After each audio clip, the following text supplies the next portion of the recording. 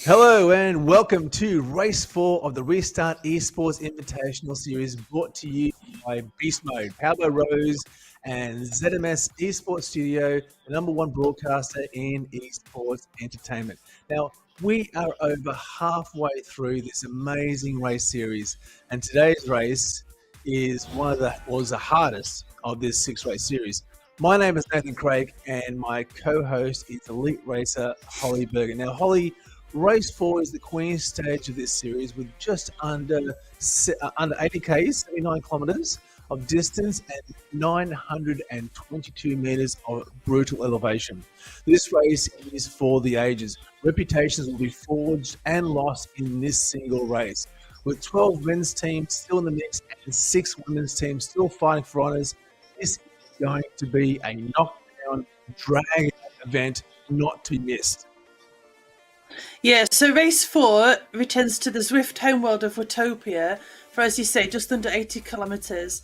So the route heads out along the Ocean Boulevard before heading over to the hilly KQOM reverse, back down through tight. I'm going to need a map for this, I think. Oh, there we go, look. We've got a map right on cue.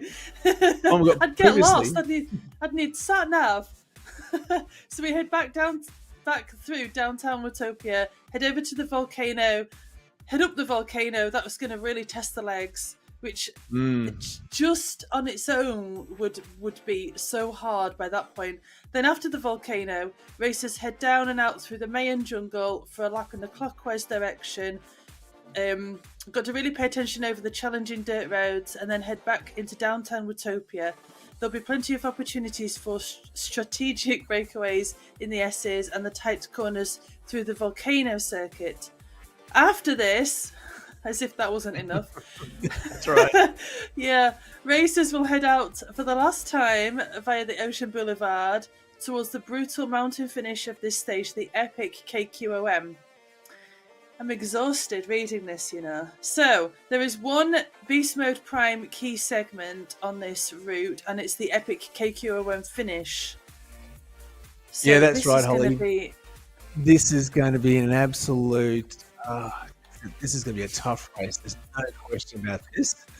You got snacks ready? Jumping over to the teams overview slide, we'll have a quick look at who is in the mix here. So we can see from the list there the teams that are still in this race series. And I tell you what, the team so far, the races in these teams have been fantastic. We're talking elite teams, elite races here across the world, coming from all directions to join in this race series. And just to name a few, we've got ABA Synergy there, Beast Mode, BL13, Next Restart, Relentless, and Sarah Sports Esports. So this is going to be a fantastic race. Now, we've got the leaderboards coming up. So, do you want to take us through the men's? Yeah, we'll look at the men's there. So this is the leaderboard after, not the leaderboard across the series at the moment. It's just the leaderboard as it looks after race 3. We can see there on the screen there. Look at the men's there from 10 to 1. We've got Rick Van Erck and the Wahoo's Esports.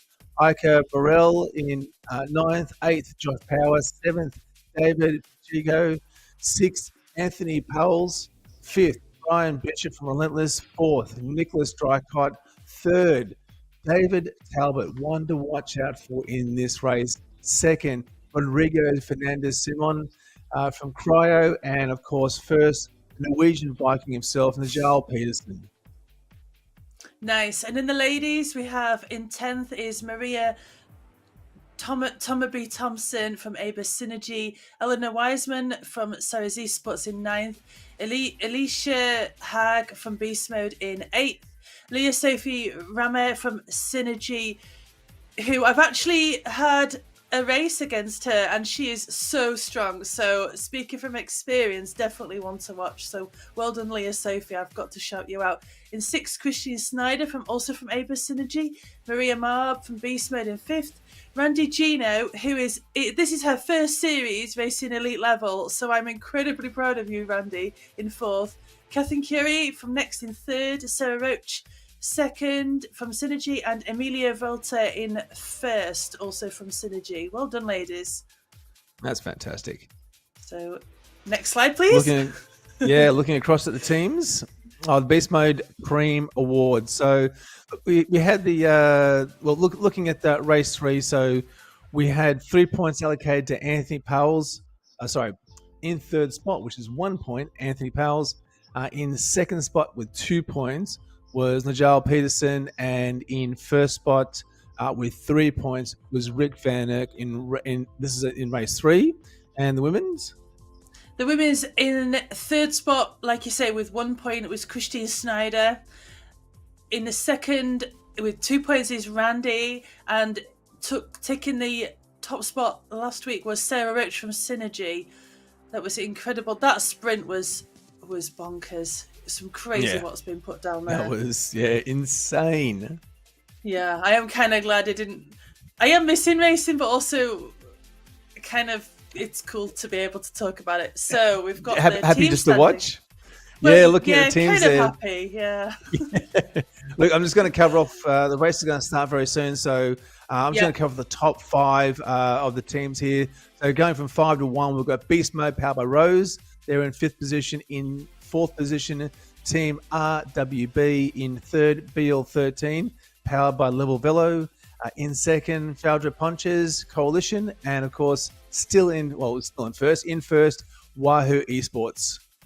And the ladies, I'm going to name all of them because there's only 6. So in 6th place, Cryo RDT. In 5th is Cyrus Esports. 4th place is Restart with only 2 riders. So Leah and Randy. Don't forget the top 3 from each team score the points. In 3rd is Beast Mode. And battling out at the top is Next in 2nd currently, and Abus Synergy in 1st. So that's going to be a bit of a battle for the top spot, I reckon. Yep. And this is in cumulative. This is just after race 3. So it is certainly going to be a very tough race. There's no question about that. Just as we are about to head over to the pens, I'm just sitting in the pens there, chatting with the guys. There's mixed emotions. Mixed emotions, that's for sure. There's a lot of trepidation. Yeah. In actual fact, I was chatting with Noel Batty as well and just asking him how he is feeling. This is one maybe he could be looking for. We've also got Honda from Japan as well. He could be a real contender here. And, of course, Rodrigo, who finished 2nd in last week's race, could also be a contender for this hilly KQM as well. So this is going to be a fantastic watch. So we've got Franny there who's just joined us in the chat. I suspect that's Kushis Fenko who's joined us from the Virtual Velo podcast. Oh, and of course, fantastic. Bren's in the house, so of course. The men's have the men's just left. Yeah, I actually listened to... Kush Schwenker does the Zamunike and listened to the Virtual Velo podcast earlier today, actually. So it was, just popped it on in my ears. Walked to Morrison's, did my shopping, came back. It was brilliant. Listen. So thank you, Chris, and Emma Martin as well. Yeah. No, they're fantastic. Great to listen to that. That's for sure. So looking at the list there, I'm just trying to see whether I can see my favourite Josh Harris there from Australia, but I don't see him in the list, which is, But it is a tough ask. 3 o'clock in the morning, and it is a crazy long race. It's a long race. It's a hard race. And 3 a.m. in the morning. One that's not, you don't sort of rush into these things without sort of having a good think about it. But absolutely. I do have a bit of a question because I was looking through the power numbers from last week's race, so race 3. So Nigel Peterson, the Norwegian Viking, he was averaging 324 watts, so 4.7 watts per kilo. Those are not rookie numbers. 3, that's right, exactly. So they weren't messing about when I said they were there to race. Rodrigo Fernandez Simon, he was in 2nd from Cryo, 4.5 watts per kilo. He was averaging 265 watts, so that is just outrageous. And of course, David Talbot, one to keep an eye on in this race today. 4.7 watts per kilo, averaging 285, normalized 314. So we've got some of the women's here. If you later on, if you want to cover it off, Holly, but certainly this race is going to be tricky, especially when it comes to bike choice. What do you think of the bike choice? I can see a few Trons there in the mix. You're partial to a good Tron?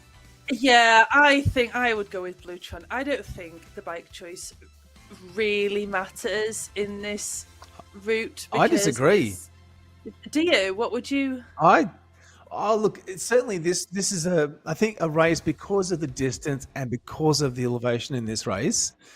I think the bike choice could really play a part here. Certainly, the majority of it, don't get me wrong, is flat. Like you've got a good 70 Ks. When I say flat, when you look at the profile of this course on paper, the even the volcano kind of looks like it's a bit of a bump in the road, and we know it's not.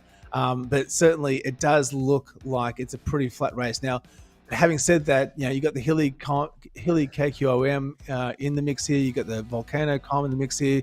You've got the Mayan jungle with the dirt roads in the mix here, and then of course you've got the epic KQOM at the end there. I don't know, like certainly an all-rounder bike could be the way to go, but I definitely wouldn't be going with a full aero setup. That's for sure. I would definitely be leaning more towards a lighter climbing setup than perhaps I would in other races. Yeah, there's a lot of flat, and then the climbs, there's the volcano and then the epic at the end. For me, I wouldn't be. For me, I'd just pick the one that I look the best on. To be honest, I wouldn't pick a climbing bike specifically. If I was on my own at the epic, maybe I'd change to a climbing bike. But if you're in the draft, the bike choice doesn't really make that much of a difference. If you're drafting, it's not, especially on the flats. Climbing's different, I think.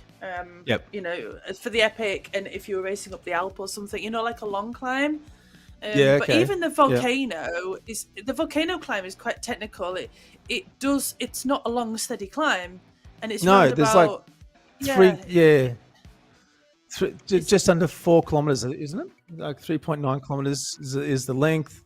And it kind of is broken up into about 2 or 3 subtle stages. So if you sort of know what you're looking for there, you can sort of... the profile, I think. The little graphic thing will appear, I think, on the volcano climb for the riders.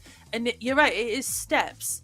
So you have to kind of... What I try to do is I try to just aim for the blue. I'm always saying, just aim for the blue. And then you survive that, just draft, and then you just hit it again. And then see where you are at the top. And there'll be lots of recovery after the volcano as well. So I don't really think... I think I'd have just... Not full on aero, but I think I'd have just gone a bit of a... Yeah, Blue Tron. I'm going to call it Blue Tron. Go with the Blue Tron? Yeah, I reckon so. Yeah. Well, I'm going to write that down. We're going to see who finishes in the top 3 and what bike they're on. Because it's got nothing to do with their power. It's all to do with what bike they've chosen. We're just in with Niall there. I can see people are sort of he's gone with the Blue Tron. Yeah, well, of course he has, because he got the memo, but he's got Ruben right on his wheel, and I'm pretty sure Ruben has raced already today. Possibly, I might have my information wrong, but you may have seen him in another race. I'm pretty sure he has raced earlier today, unless I just dreamt it, which would be a pretty weird dream, right? Well, you do race a lot, so I wouldn't be surprised if that's Ruben. The case. But looking across the cameras there, we can see Angus there as well, Brian Bishop. Now, this is fantastic. I love this, and I know that you've commented this as well on previous races. Having the cameras there of the races in-game live is just fantastic, and something you just don't see in other race series. So Brian Bishop there, we're watching. Brian is the alien hunter. Chris Beadle, David Talbot there, just out of the saddle, just getting the legs warmed up, stretching and pushing forward. Hussein Salibi and Jamie Philpott there as well. So again, fantastic camera coverage and one to watch. We're going to keep switching back to this throughout the race, and I can dare say that a lot of those faces, while still looking fresh now, won't be so much later on in the race. Absolutely. I am secretly kind of glad that I'm not racing this one because it's got the epic. Yeah. But I am kind of missing it at the same time because obviously, you know, my teammates and things are doing it. But Well, it's all right. Someone's got to talk about it, right? So here I am. That's exactly right. Yep. Yeah. So we've had Ryan Condon there join us in the chat. We've got Stuart from Wahoo Esports. He's joined us as well. So thank you very much. If you join us in the chat, say hello. If you've got a particular racer that or a team that you're cheering on, let us know who you're following. Yeah, don't worry. I'll let you know, Nathan. You've already told us, so you know who you're following. Yes, well, but I have no qualms about telling you that my unbiased commentary is for Restart, Leah and Randy. That's why I'm sort of a little bit frustrated that there's no rural Australian representation here. Josh, my man Josh, is not in the mix today. Who's your favourite? I certainly have been loving watching the Norwegian Viking, the Jarl Peterson race, and it's going to be really interesting to see how he goes in this race. Now, I am madly looking to see him in the mix. There he is. Just saw him flash past. So I'm going to be watching him carefully. But at the same time, the Alien Hunter, Brian Bishop, will be one to keep an eye on. But Niall Batty as well, he's going to be one at the front, along with Honda, along with Rodrigo as well. But it is going to be an interesting one to watch. Yeah, I'm just thinking because some of these guys keep attacking. And I'm just thinking, are they trying to kill off the climber's legs before, to create a gap? Because I was just thinking the same thing. Because I'm surprised to see so many attacks.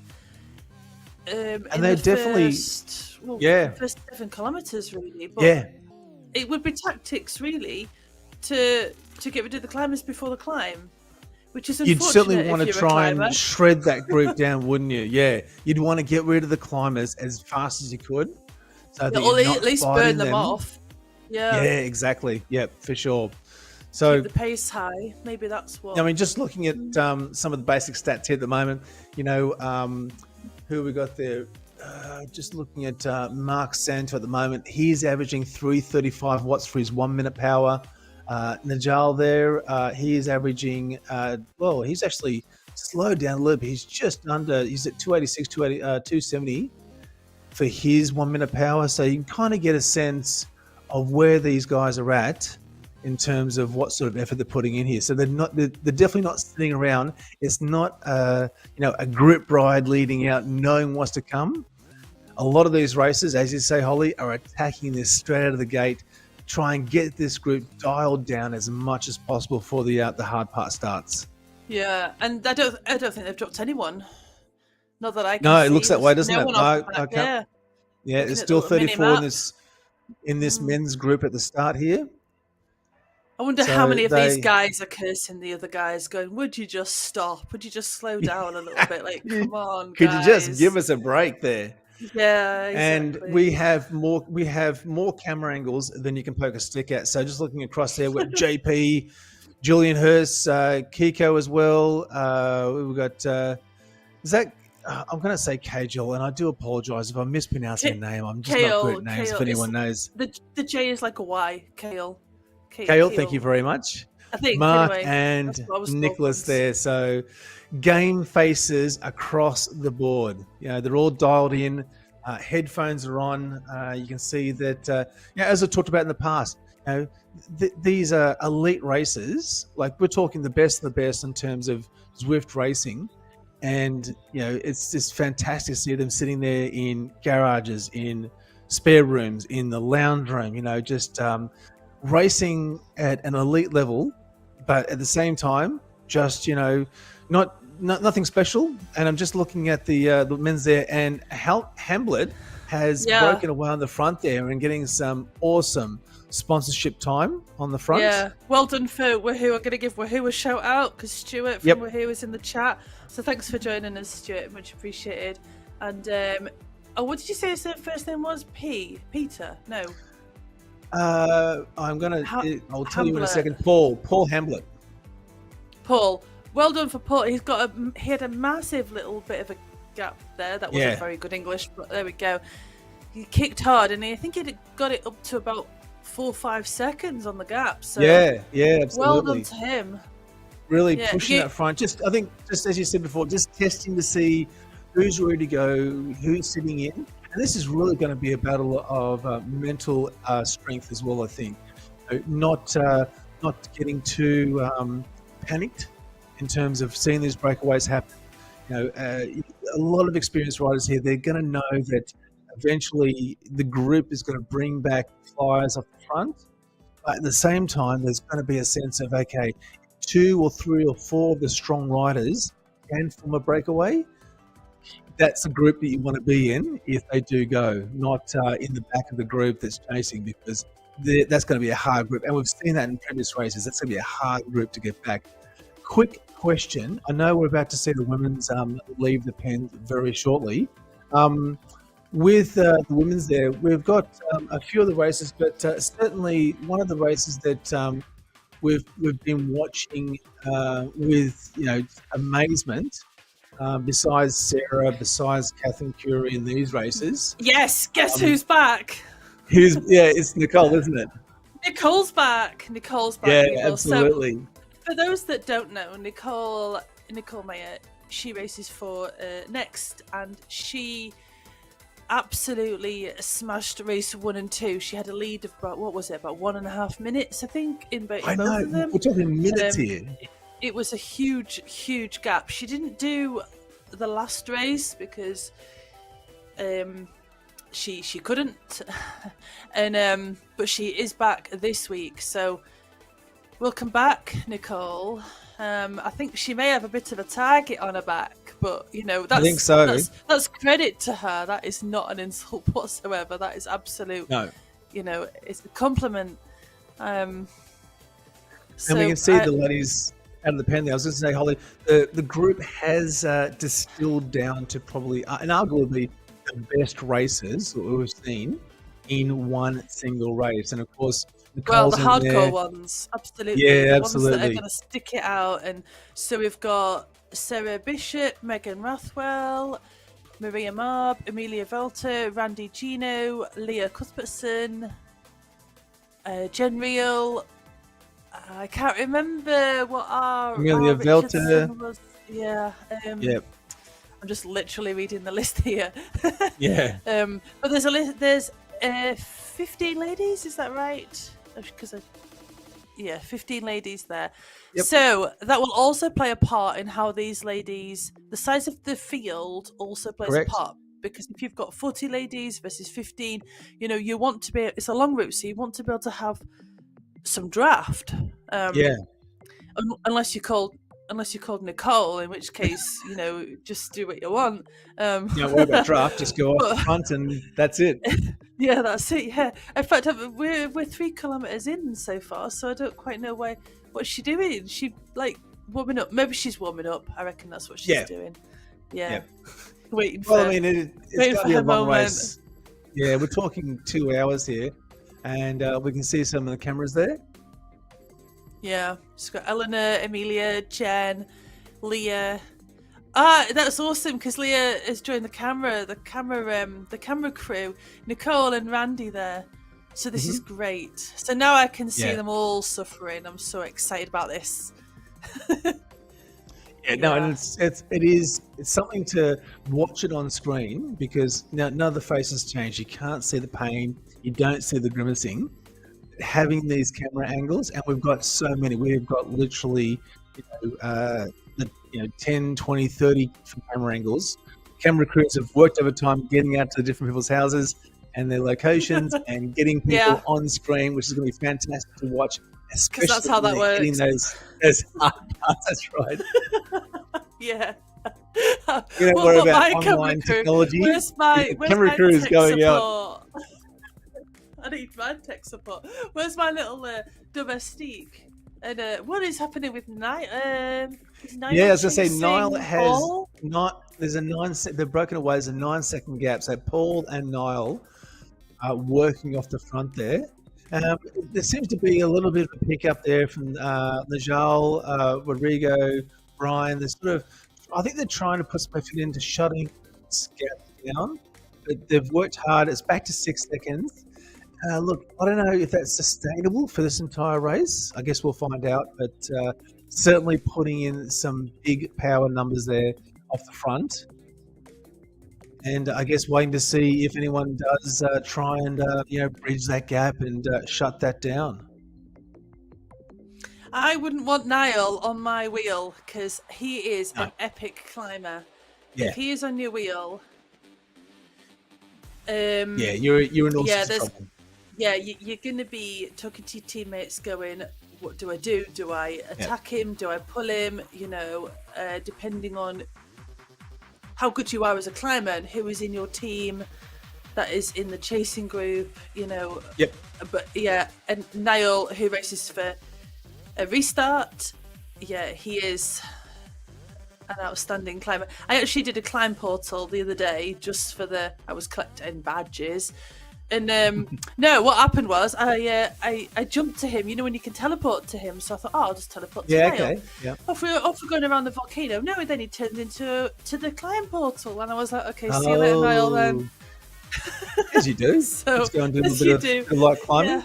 Cheers, Niall, for that. Yeah, but no, he's an excellent climber. It was quite funny. I was laughing, because I was just like, of all the people, for me to be following You decided into to a join climb just wall. as he hits the climb. Yeah, it's typical, isn't it? Yeah, so I was like, it was a really short climb portal as well, like 3 kilometers. So I did it like 3 times in like zone 1.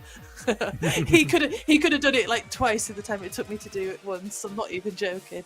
So yeah, so that is how strong he is as a climber. I think he's been caught now though, so he needs to sit in and the draft. group's caught back up there, but so I was chatting with him a little bit ago, and he was saying that David is one that he's going to be watching for. He's going to be looking to sit on his wheel for the majority of this if he can. He thinks this race suits him down to the ground, so that's going to be good to watch. I think if we can if production there can see Talbot, we might jump across to him and see how he is faring. But that's going to be a tough one, I think, if for anyone trying to sit on David's wheel. But it's going to be an epic climb coming up with the volcano KQOM. But, there's David Talbot there, sitting in nicely, sitting in the middle, getting the draft Yep. in. What a pro. Yep. Excellent. It's From starting to Saris, spread yep. out a bit. Yeah, it's starting to line out a little bit now, so they must be pushing the pace a little bit on the downhill part. Yeah, the heavier riders here are going to be able to push that pace on the front. The lighter riders are going to obviously drift towards the back and just work at the back there, but use that draft as much as possible to keep them in the mix. But we can see that line is stretching out a bit there now. And we've got a couple of on the back just hanging on, coming back in now. That's going to be a difficult one, especially for some of the lighter riders. They do find themselves too far off the back, especially in the flat sections. That restart rider needs to get, I can't see who it was, but that restart rider off the back needs to get themselves back in. Come on. He's back on now. Push a little bit. Still, what are you playing at? So That's still better. 32 riders in this mix. We are 14K. I can't believe we're already 14Ks down. That's gone past really quickly. Well, there's been loads of attacks and it's flat and they fly, a few little bumps, but nothing really in comparison to. Well, I mean, the volcano is a little speed bump in comparison to the epic, right? So... And it looks that way on paper. I was just reading through, going back over my notes and looking at that. And if you look at the profile, you go, oh, what's that little bump there? Oh, it's a volcano KQOM. So it's like, oh, okay, this is going to be a tough one. I'm liking Ruben's tactics right now. Speed to the front, get a bit of a super tuck going on. Then he can drink, maybe have a gel, Yep. whatever. Because you will need some nutrition during this race because it's so long. Oh yeah. Yeah. And I'm liking that. I don't think he is so strong. He's one of the world's best racers, but I don't think he will stay away solo. I think it was get a bit of speed up and a super tuck and a little bit of a break in the legs, which will benefit him for further on in the race, I reckon. Yeah, absolutely. What will be your strategy coming into a race of this length and with this much climbing? What's your nutrition strategy? How would you be approaching this? Well, how many packets of jelly babies are allowed? I mean, is there a limit? Lord. I don't. No. I think I'd have. I mean, even for just sitting here and commentating, I've got a banana and 2 snack bars and 2 water bottles. and you're just watching. And I'm just sat here watching. Yeah, I think I try to have like 1 water bottle every half an hour. Doesn't always work out like that, but no, if I have it there, I'd rather have it than not have the option of it, because you can't. It's not like you can just coffee stop and hop off your bike and go and get, a drink. So, and I definitely have like all the gels options just on the table. So, yeah. So we've got Rebecca, that's her name. I couldn't remember. Rebecca Richardson, Sarah Bishop, and her husband next to her, and Sarah Roach right there. So they are Sarah Bishop and Rebecca. I'm trying to remember which team Rebecca Richardson is racing for. Is she next? Good question. If anyone in the chat knows Rebecca's team there, just drop in the chat and help us out. That would be awesome. Yeah. It's very hard to remember. Yeah. Who everyone's... Yeah, it is, yeah. And I don't think I've raced with Rebecca, so... I know that Sarah Bishop is next and Sarah Roach is Synergy, so... Oh, Cryogen. There we go, Cryo. Yeah. Nice. So they're from 3 different teams, so I'm liking it. She's racing out of Wales. Now we could see Nicole there was on the front, but hasn't already broken away from the front, which is look, I guess, to be expected on a race of this length and this kind of effort. But certainly one to keep an eye on there. We've got Nicole there highlighted, Nicole Meyer. So again, it'll be I don't know, Holly. What do you think about in terms of distance? We've seen Nicole do some pretty spectacular things in the first 3 races. Is this a race, do you think, that she's going to try and again stamp her dominance on and break away early, or do you think she's going to try and use the group and the draft as much as possible until there's a point where she says, okay, now I'm going? I do know that Nicole, well, I mean, we've seen Nicole, she likes to ITT it. Yes. But at what point? I mean, we're not even 10 kilometers in and there's 80 kilometers, so 79.3. But I think I would be. I don't waiting know. till the volcano. Do you think? Yeah, well, I don't know, because that is the obvious place to attack, the volcano. So if you were going to attack, you'd pick somewhere just completely random, like here, for example. Like there's nothing in particularly happening, but it's unexpected. So the other ladies may think, well, what do we do? This wasn't what was expected. Do we chase her? Or, and which team does chase her? Because she's racing for next. So Synergy, Synergy is the team that are battling out for first and second spots. They're quite close together in the rankings. So would Synergy chase?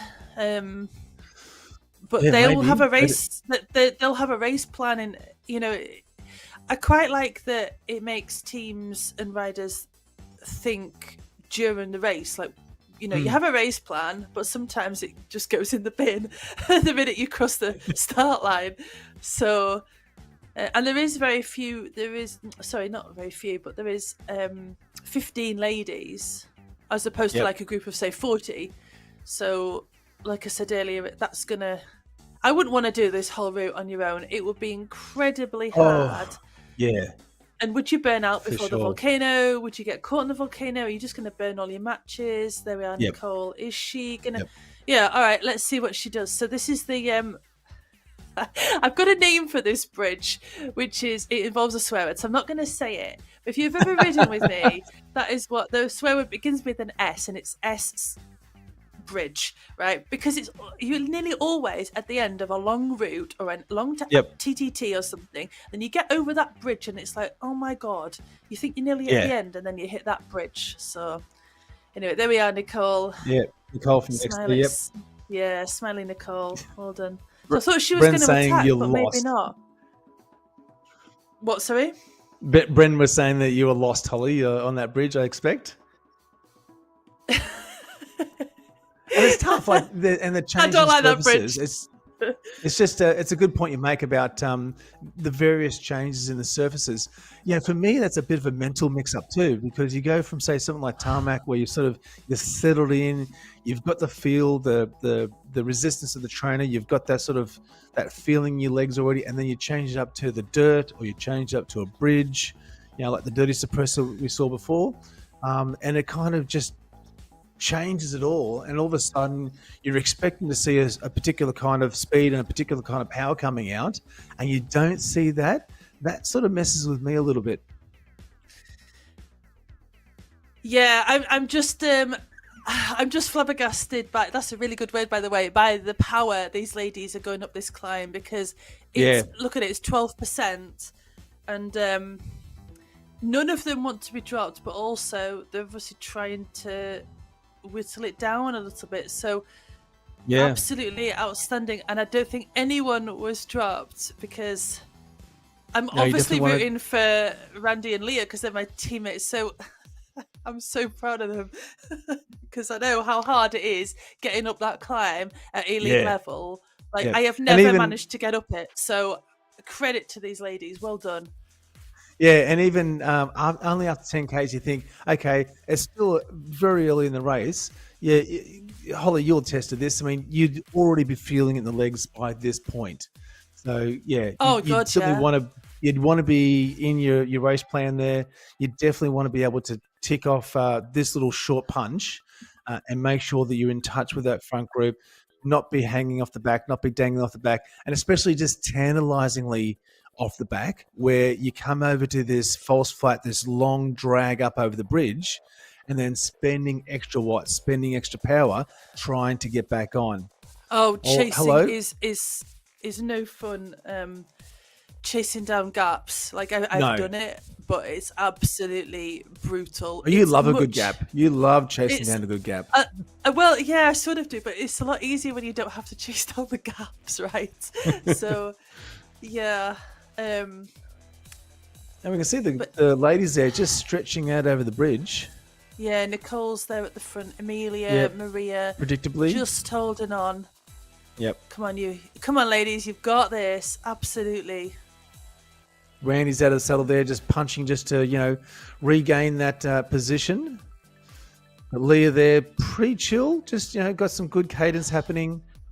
Jennifer out of the saddle, but one to watch there is Nicole Mayer in the left of screen, out of the saddle again, pushing it, just coming around this left-hander as they come off and off the bridge and onto the bypass. There seems to be, there seems to be a bit of a weakening of the group, but then we just switched angles and we can see them getting back on there. So certainly a little bit of a punch, gap, I think, but then they closed it. So yes. But do you think that's telling? Do you think that they're watching for that as well to see who are the riders that are slower to respond? Is that would that be something that you'd be looking for? No, I'll be holding on and praying, I think. No, I know that it's a tough one, because unless you think you can get way off the front, I think it's way too early to pull off the front. So you just want to have to hold in the draft, cling on, because that bypass at the top, so they've got to the top of that climb and then they go over that bypass and it's slightly rolling. So you need to be on the wheels, because rolling is faster than you think, because as a group you go faster obviously than one person. So that would have been a heck of a chase, and I don't know if that would have been not a nice place to get dropped, not when you've still got 50 kilometers to go. to go. Yep, and it's not flat. But we can see there in the men's, just switching across, there's been a group of 4 there, broken away on the front. We've got Philip Dithlam, Paul Hamblett, Angus Butler, and Jeffrey Miller, or Miller. So they look to have formed a pretty solid group, just working away on the front. Going to be. I do like the squirrel hat. The squirrel hat. We've discussed this before. It makes yes, it more yep. aero. Yep. I'm giving them right-ons as we speak. Yeah, just for the squirrel hat, right? Oh yeah, just say, hey, thanks for wearing the squirrel hat. Yeah, absolutely. Yeah, they've got a bit of a gap. We've got Munich's from Foudra in a bit of a no man's land. I'm not sure. I think he went with the break, but he's dialed it back a little bit.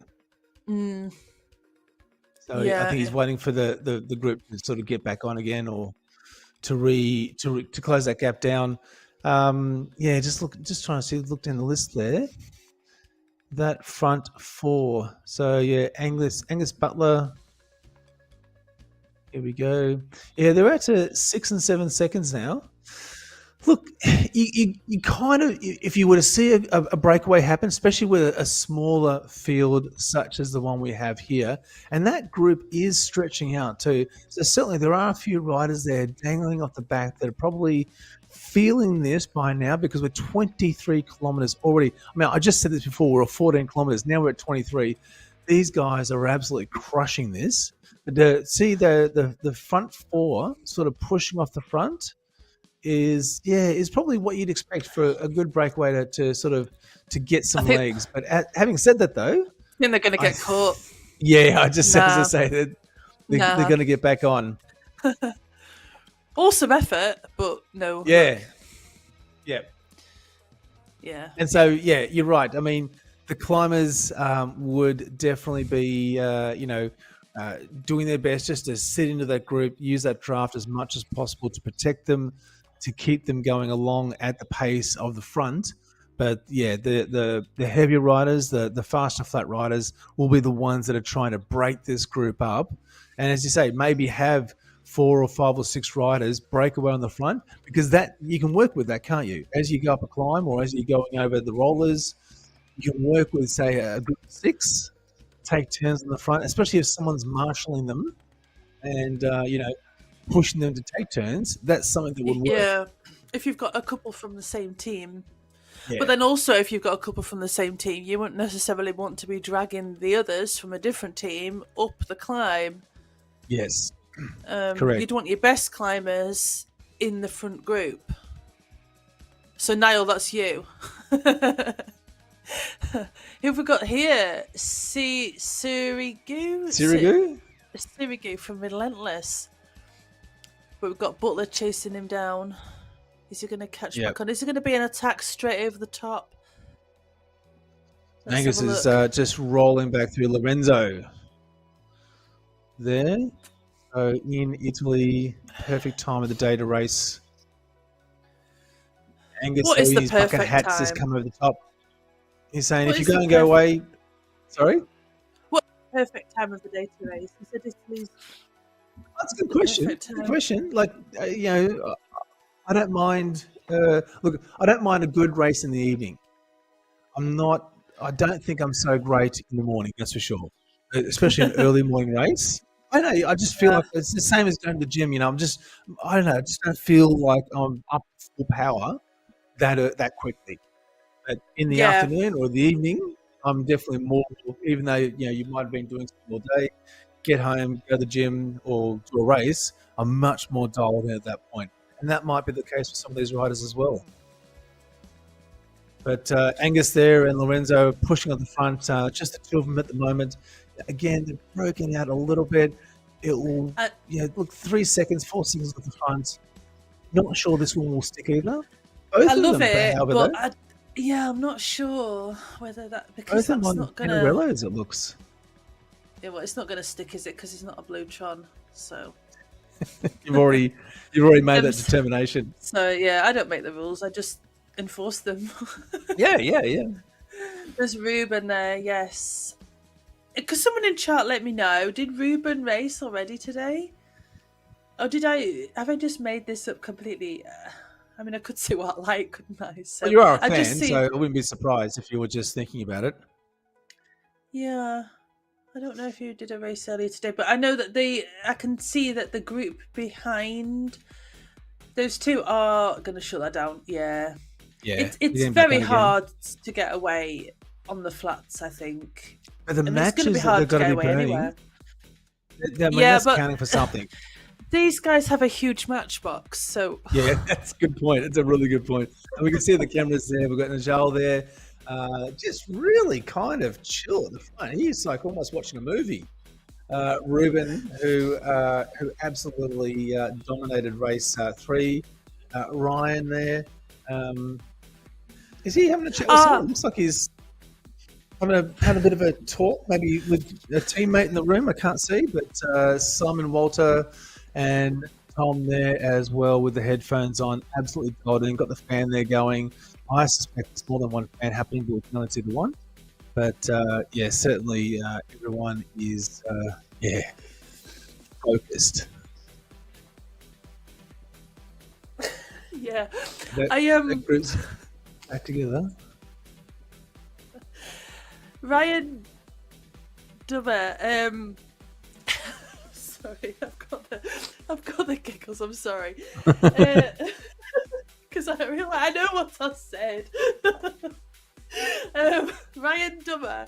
So he, just get the info on him actually, because he was the one that messaged me. I asked for interesting facts, and yep. he is, yeah. So just bear with me. Yeah, you go ahead while I get the information up, because I want to make sure. Yep. Now I can see Ruben there just getting the towel out. So you can see that they're in this flat section out in the desert, and I do like this flat section. I've got to say, this is one of my favourite spots, especially for training.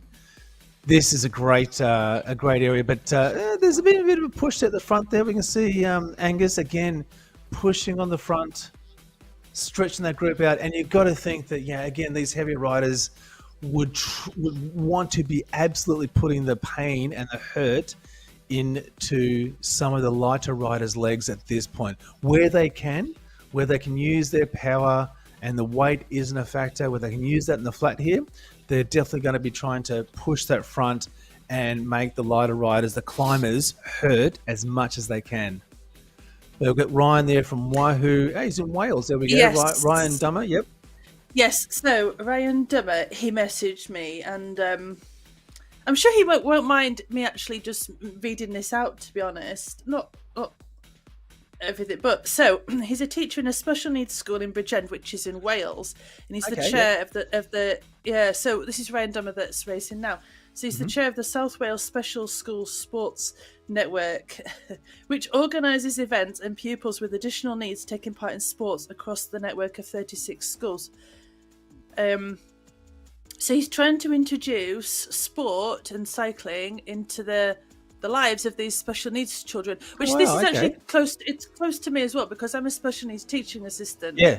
So this stuff matters. I see it.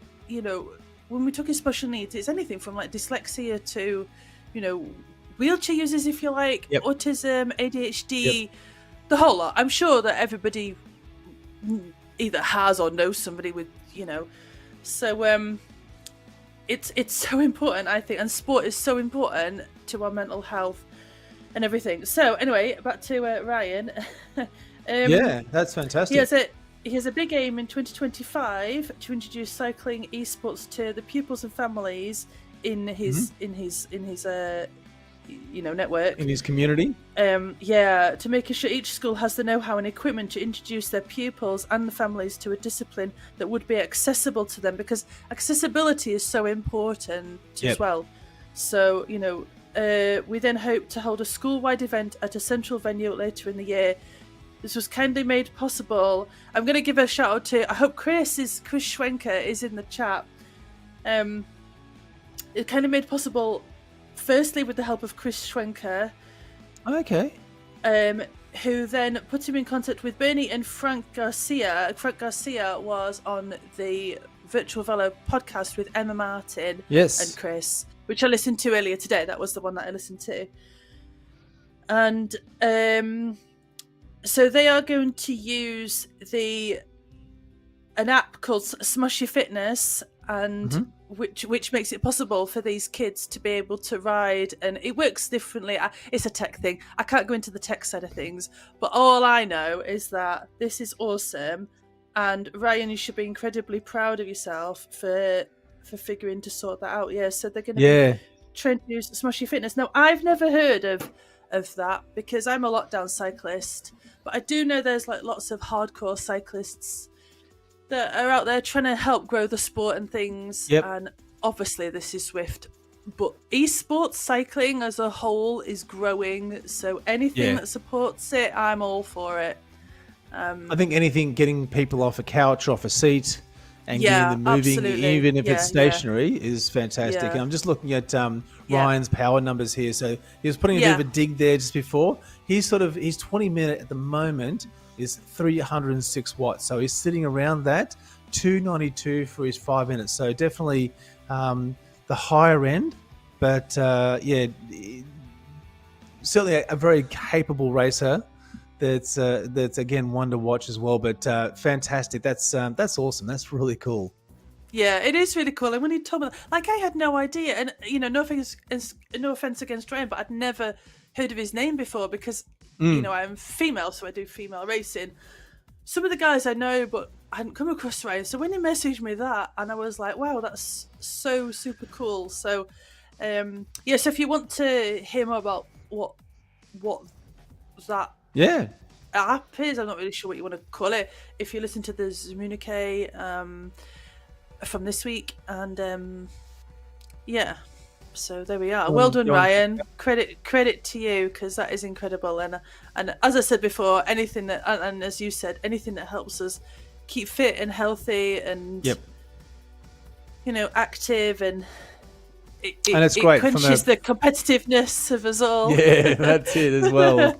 But anything that recharges the physical batteries and the mental batteries is excellent. And as I think you've said in the past as well, the fact that esports being able to do this in the safety of your own environment is a really big thing. You don't have to worry about getting the road. You don't have to worry about the weather. If you've got a family, you don't have to worry about what's happening with them while you're out in the road for 6 hours. Yeah, you can do all of this from the comfort of your own living room. I mean, I wouldn't say comfort. I mean, it's certainly what you're seat in pain. Have you got? What saddle have you got? Not a very nice one, I can tell you that. I want one of them. Get a real big sort of love heart seat. The ones they used to have on 70s bike that's got the stitching and the padding. Yeah. Bouncing around on that. No, mine's hard and unforgiving.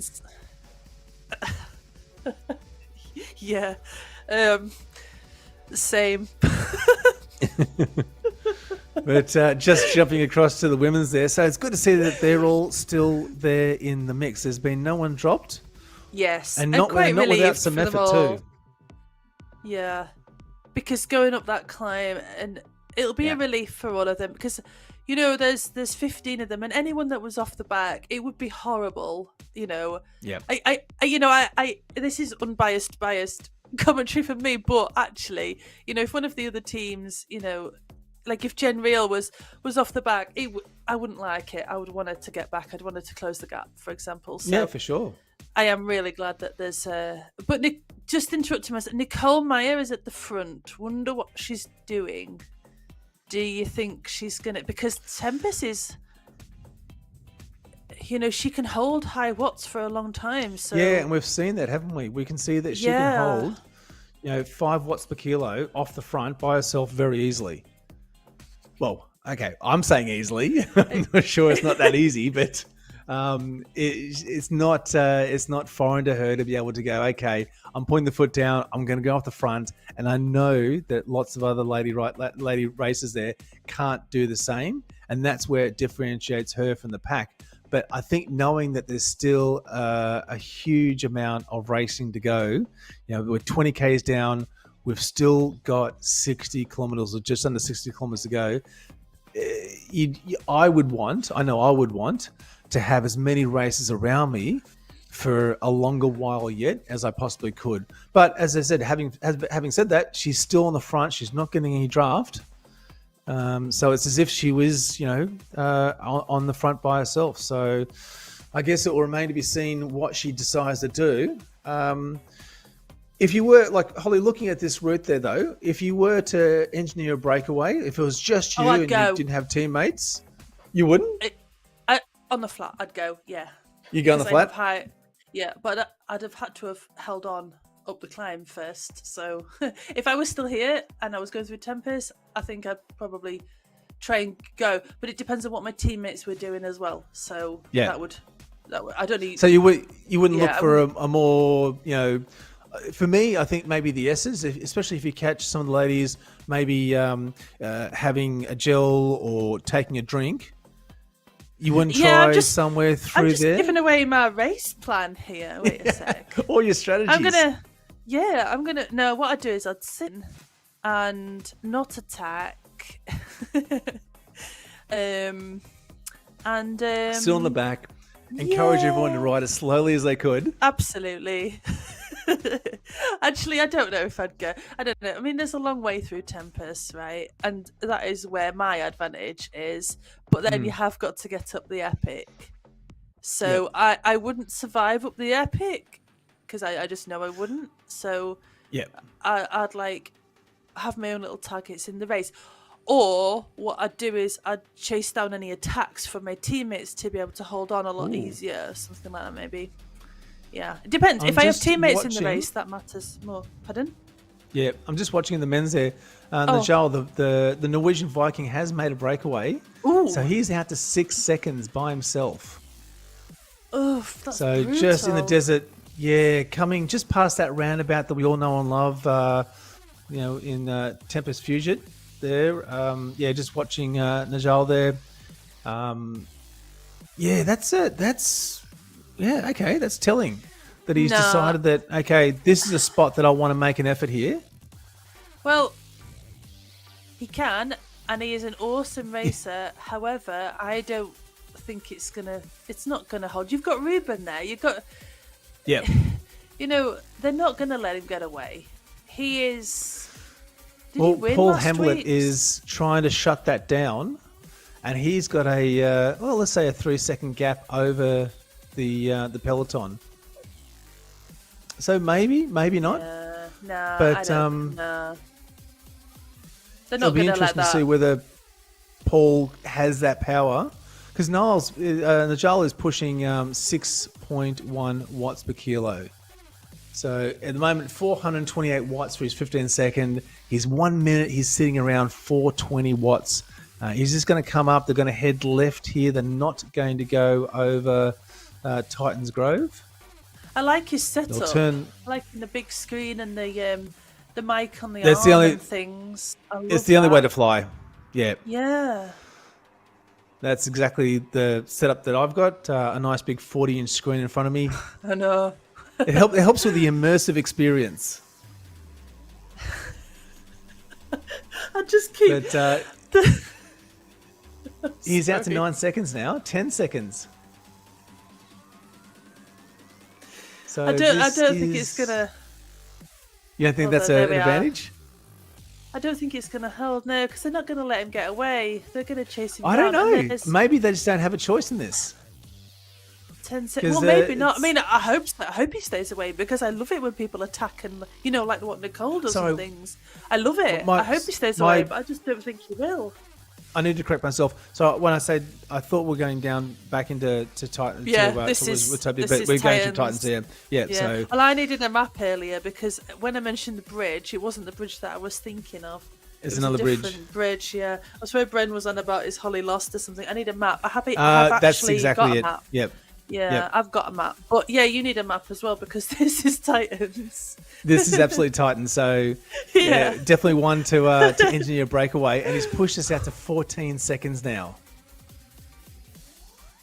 But at the same time, there's no points to be won here. There's no segments. There's glory and there's bragging rights. Well, that's exactly it. But that doesn't help if you get caught at the end. That's little comfort. Little comfort. Well, I mean, you might sit in and still come, last out of the group, or you can attack and get a bit of sponsorship time. Yep. That's what I go for. I'm just like, Bit of team time on the front. Yeah, why not? Especially if you know that, there are other riders there that can maybe have got your number. Yeah, getting a little bit of camera time on the front is always good. And you can see Ruben there. Yeah, back Ruben's out of the saddle. Push it. Yeah, certainly that group is. And look, there's still, when I say only 11 seconds, they're only 11 seconds behind, but that's still a massive gap.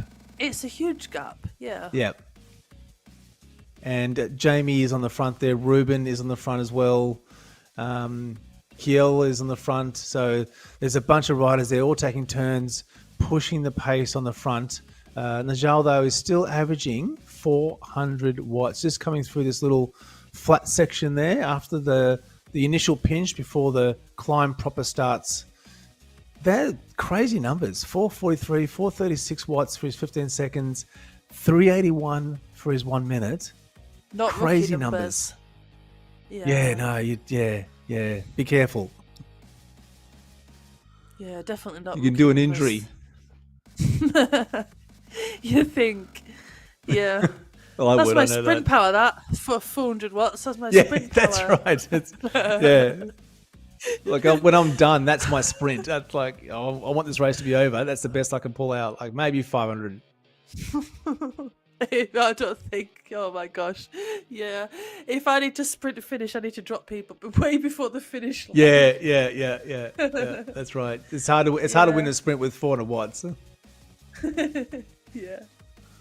But we can see on screen, shortly. Najal there. He's just entering the climb now. So it's just the climb for Titans Grove isn't outrageous. I think it's on average it's about 3 or 4%, but it is long and draggy. And as you say, when you've already we're sort of getting towards the halfway point of this race. It's 38 kilometers down, still 42 kilometers or thereabouts to go. The pain in the legs would have to be real. And on the camera there, we can see the Norwegian Viking out of the saddle. He is not giving up. I suspect you'll probably see him out of the saddle for this entire climb until he gets to the top. I kind of want him to stay away, but the gap is now at 7 seconds. I mean, I do want him to stay away because, you put in this amount of effort, you deserve it, Yep. But we're going through Titans, which isn't that much. Yes, it's a climb, but it's kind of a rolling kind of thing. Yeah, yep. It's painful. And then we're gonna, but it's not all uphill, because you've got the rolling bits, and then you've got the bit at the end. Well, it still just sort of starts now, but you've got the volcano, and then more flat, and then the epic. And I don't think 9 seconds. I mean, it's extended a little bit now, but I don't think 9 seconds is gonna quite be enough. Really, at this stage, do you think? No, because any of those guys, the minute one of the guys goes, the second one of the guys starts trying to close down the gap, the others will just follow because they're not going to let 2 of them go off the front. Yeah. So it creates like a catapult effect because you're just going to keep chasing and chasing and chasing, and then you Norwegian Viking's going to get caught. That's what I predict.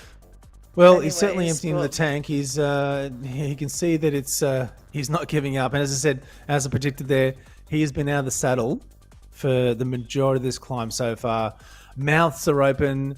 Ruben's getting some nutrition in. Ryan there is wrenching those handlebars from side to side at the moment. This is not a fun part of the race, I can tell you that much. Type 2 fun, right? Because you get to the top, you get through the cones. What did we call them before? The stone cones. Stone cones. That's it. The stone cones, and the relief of getting to the. Yeah, they're hitting orange numbers now. So, yeah. See, he's still holding. He's still holding the gap. Yeah. But there's a couple at the front there, maybe trying to make an effort to get across, Drycott and Fernandez. So the Now- Norwegian Viking, you can see on the mini map, he's heading down now. Yep. So he's already started to recover. He's in the super tuck position too, so he's getting maximum speed, and he's recovering at the same time. And a few of those races are still pushing hard. So I don't know. That's a telling point. I think this is going to be one where we'll look back at this and say, okay, this is where he won the race, or that was where he burned a whole bunch of matches, even though they're big matches. I think, as Bren might have pointed out, or you pointed out. Oh, but even then, the box of matches. I mean, yes, I said what I said. It's a big box. Yeah, I think. Yeah, rewind it. You can see what I said. Yeah. But then I couldn't talk much afterwards because I was laughing quite a bit. So, yeah. But he's there. That gap is still maintaining. And now he's coming out the back of it. And again, you got that little bumpy section. There's a bit of a pinch there. He's going to have to fight through that, keep the power on and keep the pace up. I don't think he is sat down for that entire climb. As short as it feels like it was, there he goes. He's just sat down for a second there. So he recognised that this is a spot, I think, that he wanted to make an attack on. And if only he could see the pain that he's putting into some of the other races' faces, I think he'd be pretty chuffed with that. Yeah, absolutely. The group behind are hitting orange numbers, and I'm not sure if... I think that might be on the little bumps up, because even though they're coming down off Titans, there's still bumps up, right? Yep. So they can get some speed, though, in the group. Yeah. You can get speed up. You know, coming down, and then if you keep on the power, we've all ridden through Titans, right? So yeah, it's now at 7 seconds. It'd be interesting to see what it's like coming out of Titans. I hope he holds it, because that was an incredible effort from the Norwegian Viking. I'm just not sure, but yeah, credit to him though. Well done.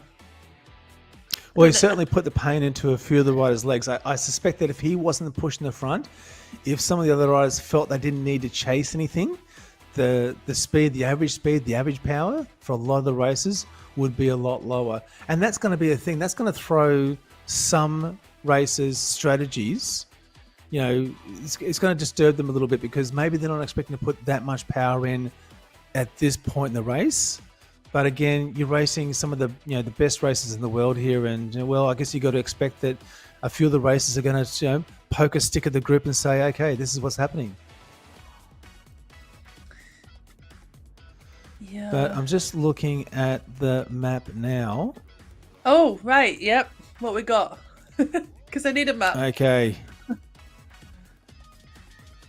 How many? All right. So how many kilometers in is the volcano? It's really such a long route. Yeah. It is hard to know. They're going to be heading up to the volcano very shortly. Okay, yeah, we'll go with that. So, yeah, I'm just waiting for the graphics to update and to refresh on my screen here. Yeah. But yeah, I'm just looking at it now. Ruben's going for him now. Ruben's had enough. He's like, nah, you've had your time on the front, mate. Get back here. And Ruben, who is Belgium, he is... Did we actually check he was like the top on the Velo score? Yeah, Yeah, I think he's sitting second. Nice. In overall rankings, he's sitting second. So fantastic. I mean, it's just where can you sort of just dial in and watch, some of the best racers in the world compete at this level? Yeah. Here, I know where. Fantastic. I know where you can dial in. ZMS Esports Studio. So if you just want to hit the subscribe and follow buttons, folks, that'd be much appreciated, because me and Nathan obviously are talking, but you've got Damon in the background putting all of this together, all the video cameras, all the graphics, all the tech stuff, pushing all the buttons. I can't even work a volume control, guys. So the guy is a legend. So yes, subscribe. You're not lying, are you? I'm not lying. He is a legend. He is a legend. Yeah, I'm not lying about the volume thing either. Anyways, there we go. No, you're not lying about that either. I can't be good at everything, Come on. Just the racing. Yeah. Well, not even good at that. But I think he got caught, the Norwegian Viking. Yeah, I was just watching that. So Drycott's on the front there. Najal is back in the group, so he'll be getting a nice little rest. I think maybe that was possibly his plan, to really put some pain into some of the heavier riders, make them feel that climb, knowing that they've still got a fair bit of climbing to come. So heading out of Titans, they're going to be facing the Volcano Com very, very shortly. Yeah, so over this bridge, I do like this bridge, by the way. I do like this bridge. This it's bridge? Nice little... You like this bridge? Yeah. All right, okay. Well, it's nice and there's some flat bridges and, that flat I don't and fast like. and downhill. Yeah. It feels like a good recovery bridge is what I'm thinking. But what about going the other way? Do you like it then? No, I don't. No, not at all. Just this way? Yeah, just this way. Only this way. Okay, got it. Because when you're gassed and then it's like, oh, there's those false flat drags, and you're just having to go, why is it feeling so much harder to put out 300 watts to try and race this, when it feels like I should be putting out half that. And of course you hit the bridge there and it's like, okay, we're back into Watopia now. So they're going to head through, they're going to head out and go and crush this Volcano Com like it's nothing, is what I suspect. Just a little Jamina Fernandez. Oh, is Jamina, and I'm sorry, Jamina, I'm hoping I am pronouncing that correctly. Are you a partner or family of Rodrigo? That would be fantastic. Is this in the YouTube chat? Yeah, absolutely. Oh, and yes. Mark Smith there as well. Hi, Mark. Thanks for joining in. Oh, yeah, Bren's nice. gone quiet. Yeah, well, I'm just going to give a little shout out to Randy, actually, because she is streaming her race on Twitch. So Randy races bikes. You can actually go and you can multitask, because you can have Twitch and us open and see how she's doing. So if you do pop in to see Randy on Twitch, tell her to drink, eat gels and stuff. She's doing awesome. And like I say, this is her first season. Yeah, her first season racing elite levels. So, and Leah is still Leah's not streaming, but she's on the video.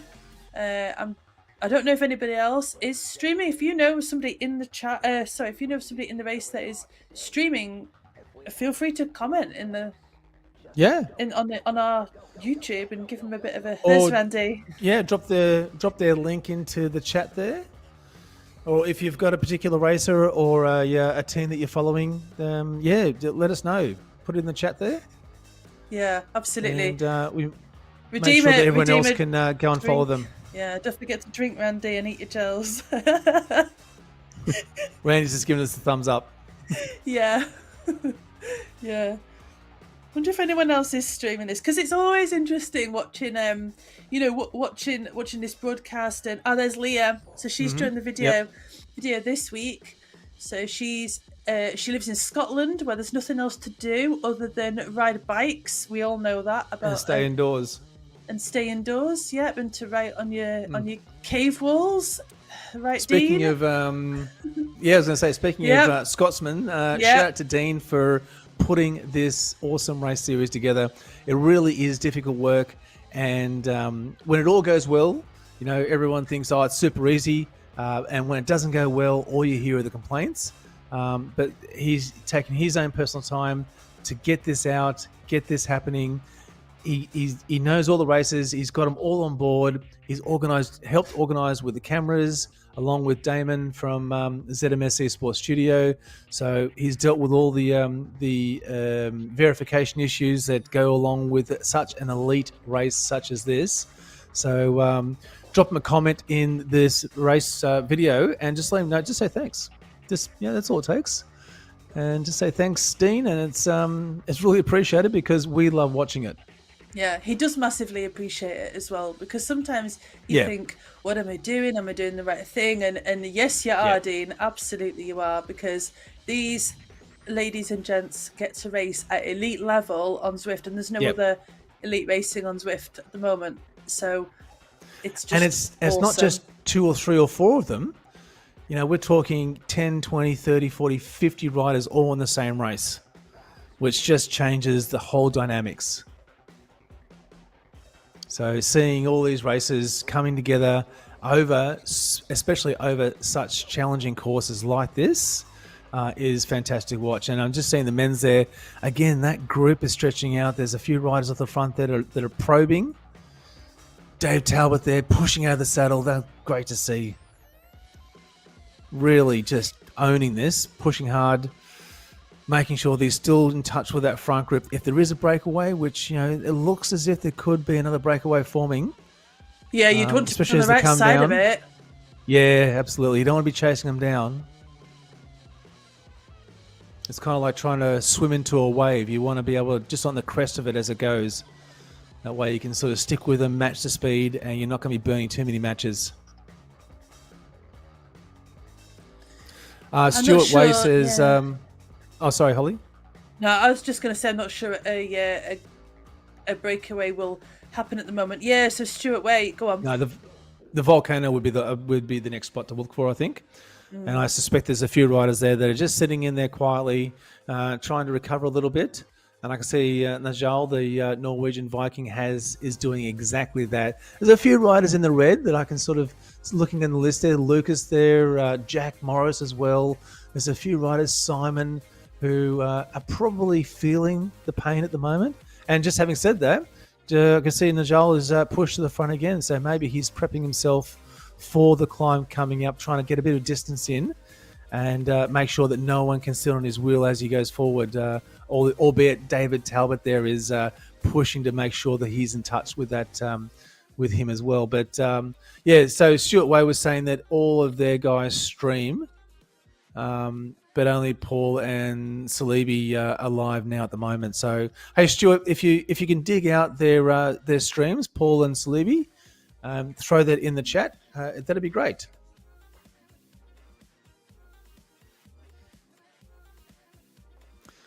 So just coming back through, the Italian villas, they've gone past that. And they're going to be heading out to the Volcano Com shortly. I'm going to see if I can get the live map up on the screen as well. I've actually got a map and a poster, which I ordered from Swift Insider, Eric Schlange's site. Oh, okay. But they keep updating the world though, so it's not actually up to date anymore. Well, it sort of is. I mean, it's not wrong. It's just I'm gonna have to get my Sharpie pen out and add some roots on it or something, So just gets out of date really quickly. just draw them on. Yeah.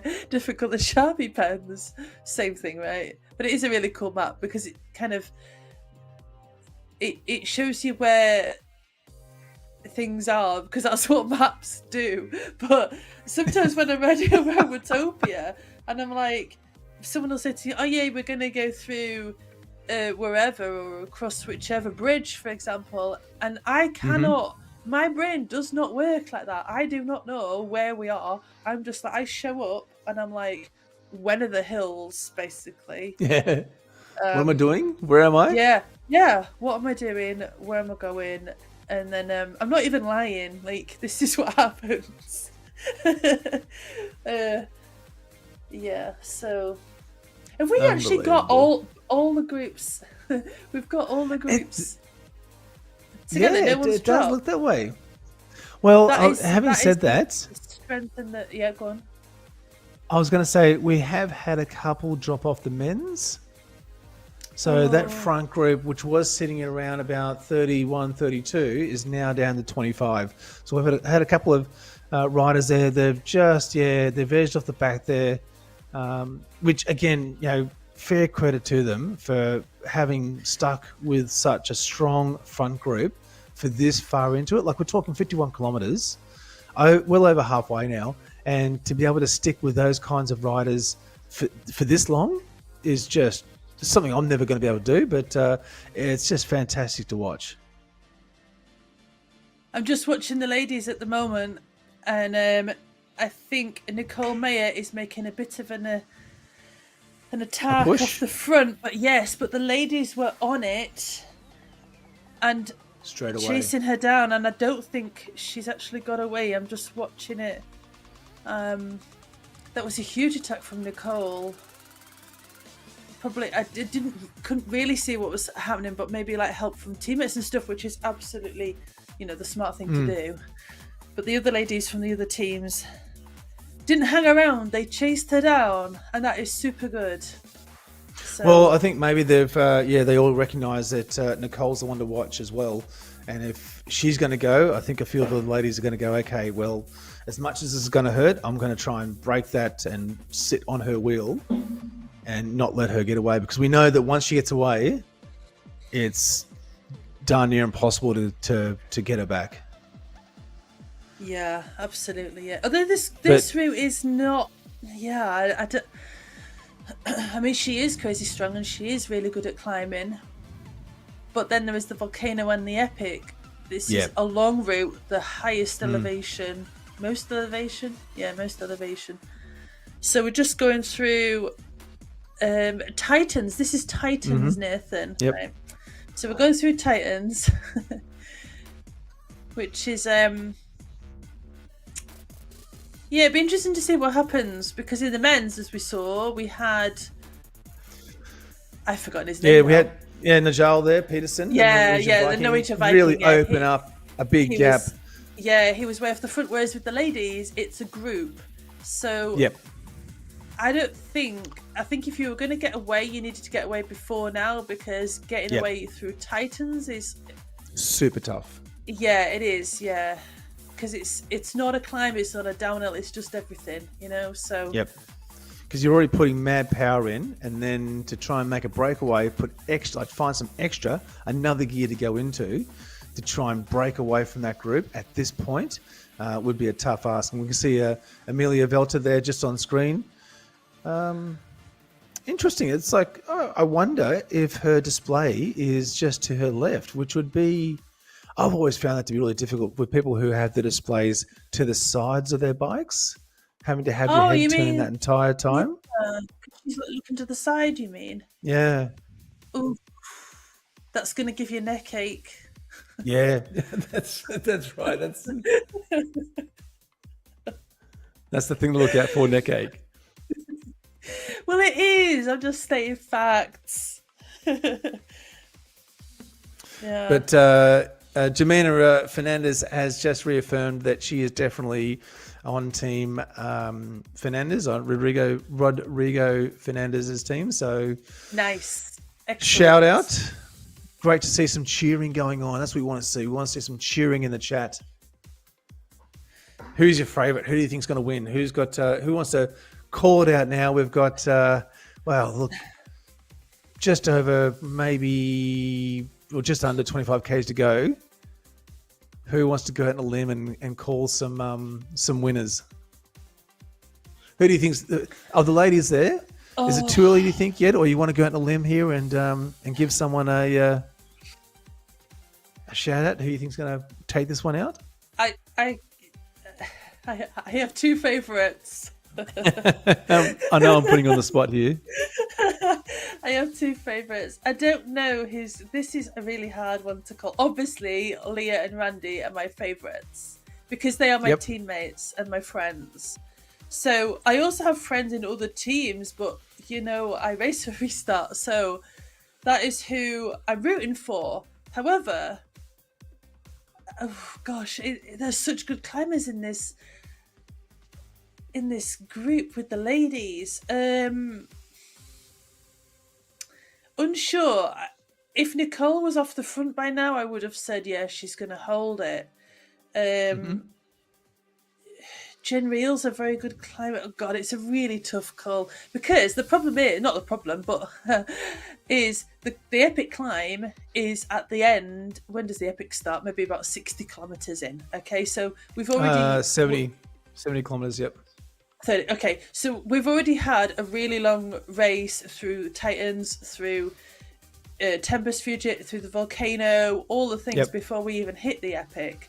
So it's going to depend on who can race a really, a long race, because a lot of these ladies are really strong climbers, but maybe they're more suited to like 40 minutes, 45-minute routes. Yep. Yeah. So I was yeah, thinking the exact same thing. You might have some ladies here super strong, but they're super strong over, say, 50 kilometers, not 80. And you know what it's like when you're racing outside of what you're dialed in for. Once all of a sudden you hit that 60, 70K mark, you think, oh, what's happening? And you're running out of juice. I mean, you're just not used to that kind of length. That it can really mess with your strategy or with your confidence, and then all of a sudden, oh, I'm getting dropped, and So I think there's maybe a few ladies here that as we hit that volcano after they've done Titans here, that are maybe going to struggle, and I would expect we're going to see that group break up on the climb. On the volcano climb. Yeah. Yeah, I don't know, because it's such a small group, you see. So I don't know if a breakaway will actually happen, because they're all kind of similar powers, and the volcano is steps. So there's a steep bit at the end, which is like 10-12%, something like that, but it doesn't last. Doesn't last long. And no, they're not long. Down. So yeah, I don't know. And then as soon as it goes down and flat, I think the pace will ease up quite a lot. And then the ladies behind, they're going to chase, and they're going to hopefully help each other, depending on where your teammates are and things. So it's going to be really interesting to see. Yeah, you're right. The volcano climb is what's your best up there? About 5 or 6 minutes? Volcano? 6-7 minutes up the volcano? Are you kidding? I need an e-bike for that. I think it's more like 8.5 minutes or something. I'm not sure, actually, because I haven't done that for a while. I did actually do a race. Emma Martin used to do a women's only chain gang type race on a Wednesday, and it finished at the top of the volcano. And in my head, I'm like, no, you can't climb. But I won that, so yeah, I was really quite chuffed with myself. So yeah, I don't think any of these ladies were in it, so maybe that's why I won it. I don't know. Which made it a bit easier. Yeah. But you can, so from that race, so I know from doing that race that there was one lady that was about 3-4 seconds ahead of me. Then we hit the steep bit at the end, and at that point she was 3-4 seconds ahead of me. And I just thought, oh, it's just, because knowing it's flat and then downhill, I just thought, sorry, it was the finish anyway. So I just went all in, and I managed to close that 3 seconds, and then obviously overtake her and win her. So what I'm saying is that you can close down short gaps on that little bit at the top. Yeah. Yep. So it's not a given. You're right. If somebody's got a gap before the top, it's not a given that they're going to get over the. They're going to over the top first. Yeah. Yeah. Yes, it does make it interesting, and then obviously there's recovery afterwards for these ladies.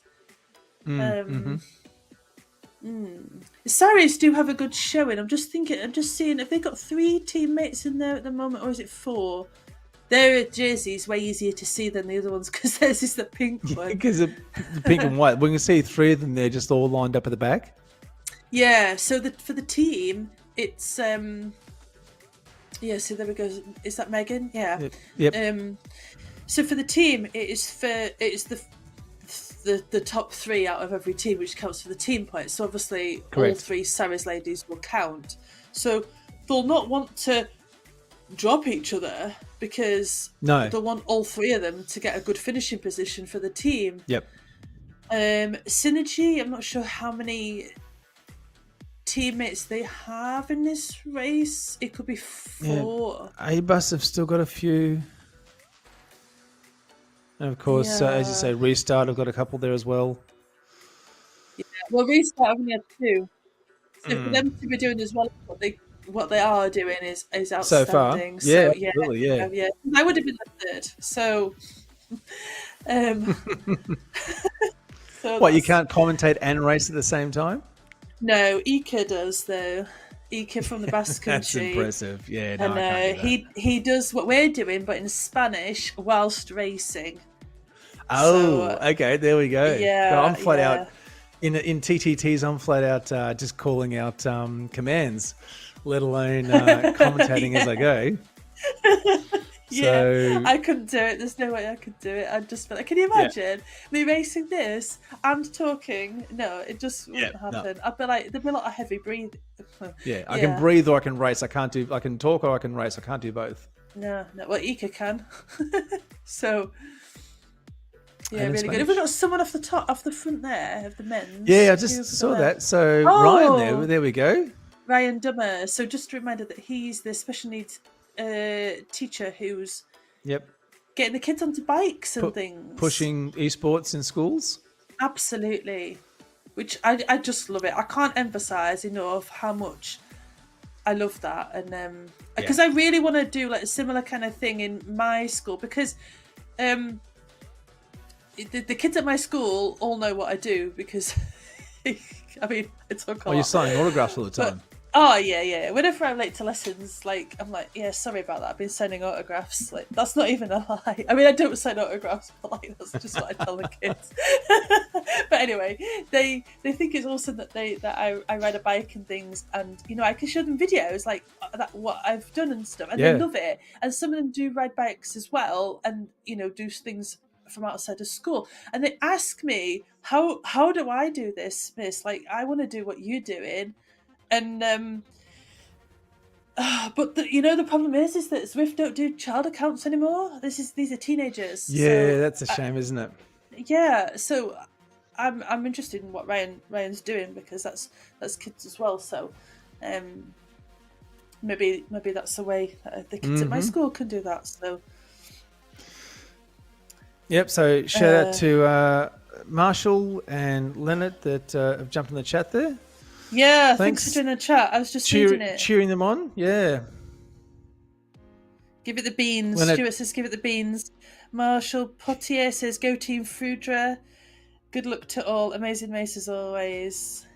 Yeah, and Leonard's keen to watch the battle between Najal DT and Dont there as well. So, although he suspects that maybe Niall or Philpott could also be in the mix on the front there.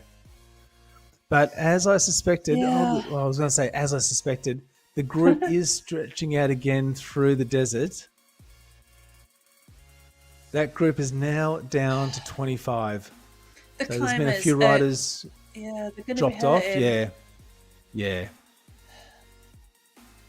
I suspect that the climbers are really keen for the climbs to start, because then they can sort of try and break this group up a bit and drop some of the faster members that are pushing the pace on these flat sections.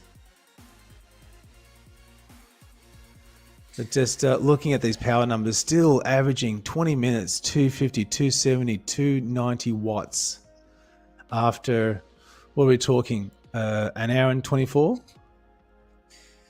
Oh, blimey. Yeah. I think I need to go have a lie down. You take the reins for a few minutes. I'm going to go You're gonna have a rest. Nap. Yep. Gonna go get yourself a coffee. I mean, you could come back in an hour and still be racing. So Ruben's actually taking this quite easy, because Ruben has jumped in the chat. He is racing and he's jumped in the chat as well. Yeah. No way. Let me check. Ruben. Wait. How fantastic is that? Just exploded the chat. I wonder if he's saying I'm a safe better, or I think maybe he's saying I'm a safe bet. Keep it fast, boys. Yeah. Hi to Rick England in the chat as well. I know that he's supporting Randy and Marshall. Thanks Zidames for the stream. Love watching him in your comments. Stuart, as always, thank you so much for being in the chat, because every week you're there with your coffee and your biscuits and whatnot, Stuart. So thank you. and Ruben. Hey guys, right? If you guys are racing in this and you're listening to this, when Ruben is typing in the chat, that's when to do your attack, okay? There is a delay, so you will have to time it. I wonder if Damo can actually get Ruben on camera. We'll get him to push some buttons. You'll see him on his phone just madly tapping away. Yeah, but like the group to be is still watching holding everybody together. else. Yeah, well, that's it, isn't it? You know, the fortunate thing is that there is a delay. There's a 30-second delay, so you don't get to see when, you know, what's happening in real time, which is good. But at the same time, you can see some of the numbers, you can see some of the information, so it does help. That's for sure. He won't be. But Ruben won't. There he is. Look, Ruben won't be typing at the moment because there's a bit of an attack going on. Look, so Drycott's he's pushing it through the desert, and Ruben's. Don't look, he says. Don't look. Give us a wave, Ruben, if you can, or a thumbs up. A peace sign or something. He's loving it. He's absolutely loving it. I think it's awesome, Ruben. Thank you so much for being on video. There we go. There's the wave. Thank you very much. Can you close the gap now, Ruben, please? Hey, we could tell him what to do. So Ruben, at 64 kilometers in, can you do a little kick and a little attack? That's it. And then let them close, but then go get caught, but then attack immediately, as soon as you get, because I want entertain me, Ruben. Come on. Yeah, that's it. That's what I was going to say. Yeah, entertain us. Yeah, but to entertain us. Yeah, that group is absolutely motoring through the desert here. I think they've just gone past the springs, and they're going to be going out towards the desert proper at the moment. But certainly the numbers here are not lying. You know, watching Ryan here at the moment, his average for his 15 second, his 1 minute is still around 266, 286 watts. These are just unbelievable. That's just fantastic power numbers. And Did we already do the volcano? Christoph. I'm so lost. You know what? I'm a little bit confused too. Where's the volcano? Because I'm just looking at the maps, and there's a volcano there, but we have not hit it. So we do the volcano.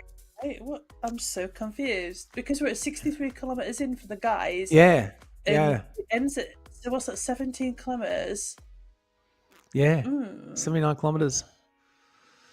All right. Well, let's just not mention the volcano anymore, because they definitely haven't done it. Well, I'm sure they got the volcano, and then up the epic. What? Where did the volcano go? Did somebody get a hammer and just flatten it out? I don't know what's happened to the volcano. It's enough of that. No more seem climbing. To be spending a lot of time in Tempest. Yeah, in the desert. Yeah, that's. Yeah. We might have to put a pin in that and come back to that, because I'm unconvinced that the route I'm looking at is the route we're on. But that's okay, because it's still fantastic to watch. Yeah. Oh, yeah. I mean, everybody, as I say, we all show up to these things and,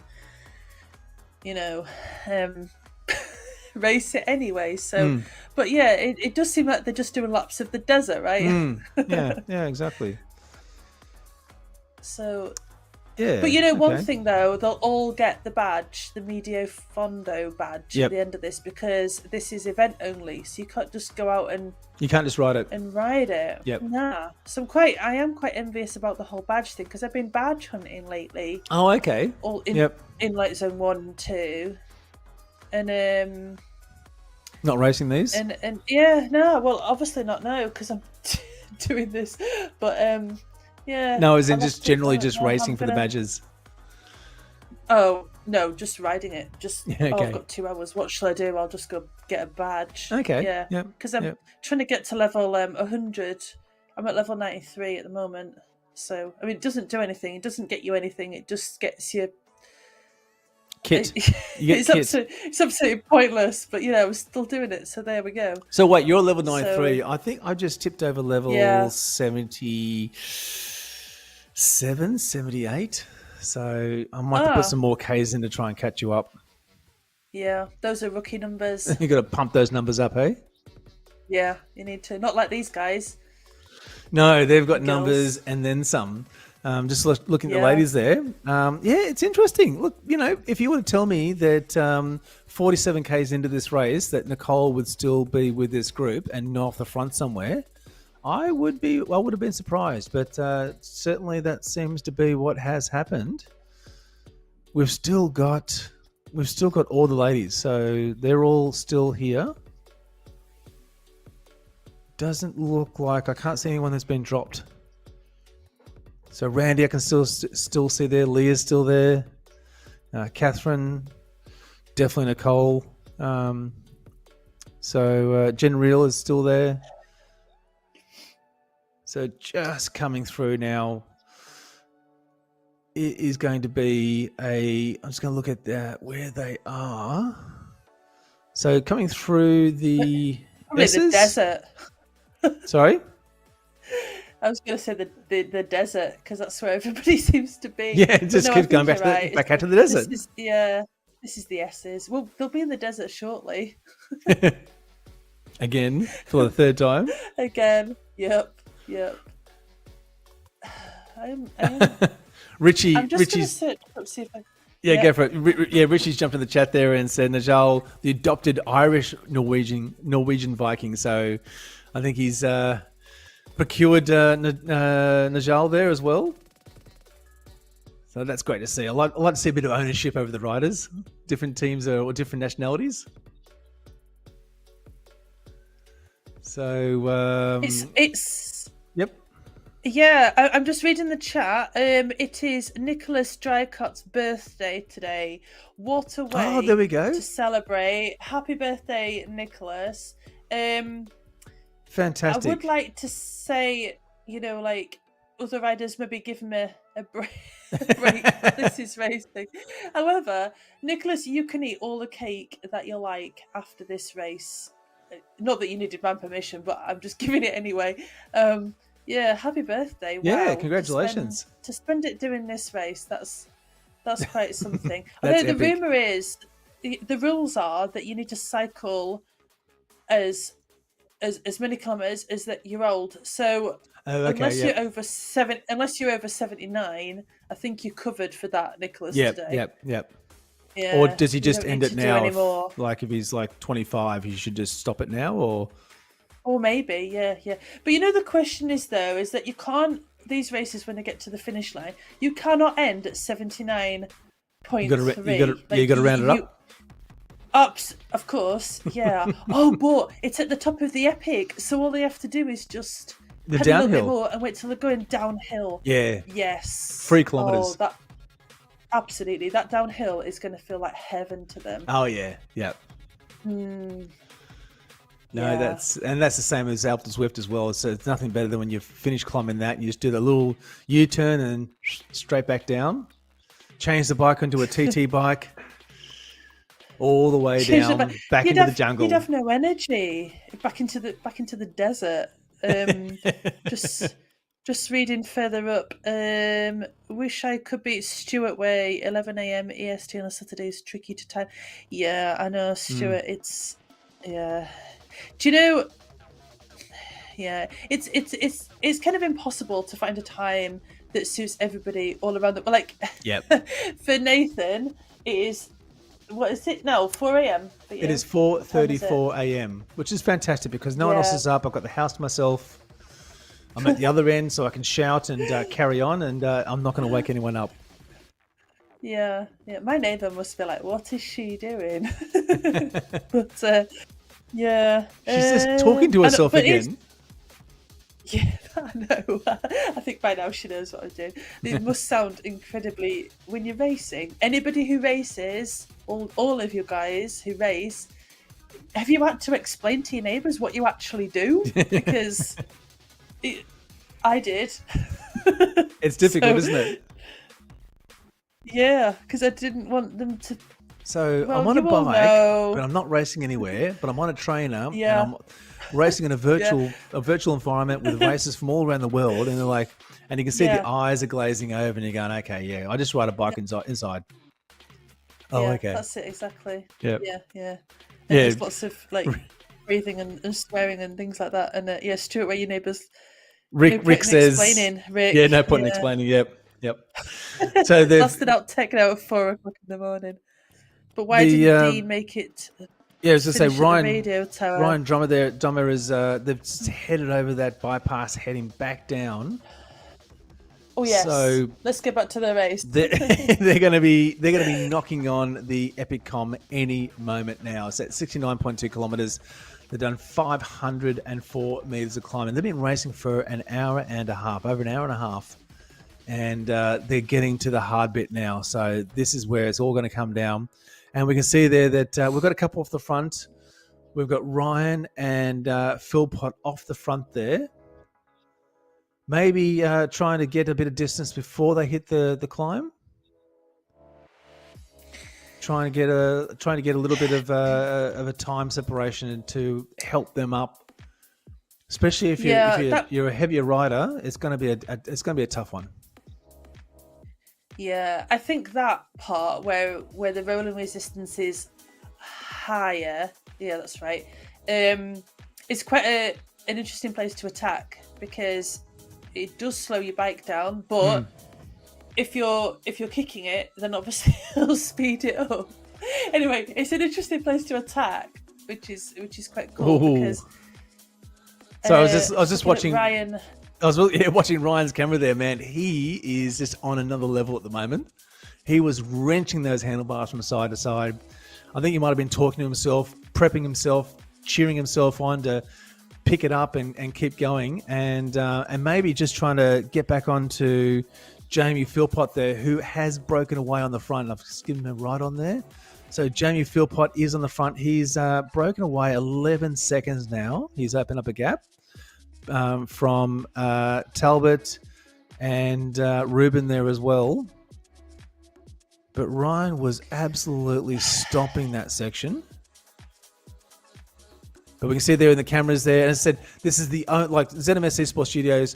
You won't see this on any other esports broadcasting videos or streams. You just won't see the coverage that we can see here on ZMS Esports Studios. Ryan there, Najal again out of the saddle. You know, I wonder whether he's going to spend a lot of the time on this climb out of the saddle. And predictably, we can see that the group is starting to string out now. The lighter riders, Talbot there, Najal on the front, Drycott, Fernandez as well. So they're all pushing to the front. And as we were discussing earlier on, the heavy riders are going to probably start drifting towards the back. Still good finishing points to be had. But you'd have to expect now that the groups are going to break up. Well, top 30 get points, and top 3 out of each team, they're the points that matter for your team. So if you've got more than 3, you're going to be, you'll have a race tactic and whatnot. Yep. So you'd be picking your best riders, especially for this climb. You would have been protecting a few of the lighter riders if that was the case, and then trying to get them to this point here as much as possible. Yeah. And once you've done that, your job's done and you can try to back it off a little bit. But we can see there that just from that great camera angle there, that the group has really strung out now. We can see that there's eight riders at the front. There's a 15-second gap now between them and the remaining 14. So it's telling that this early into the climb that it's already been broken up. So that front 8, Philpott, Najal, Drycott, Talbot. Who else is just trying to sit on the Fernandez is there as well.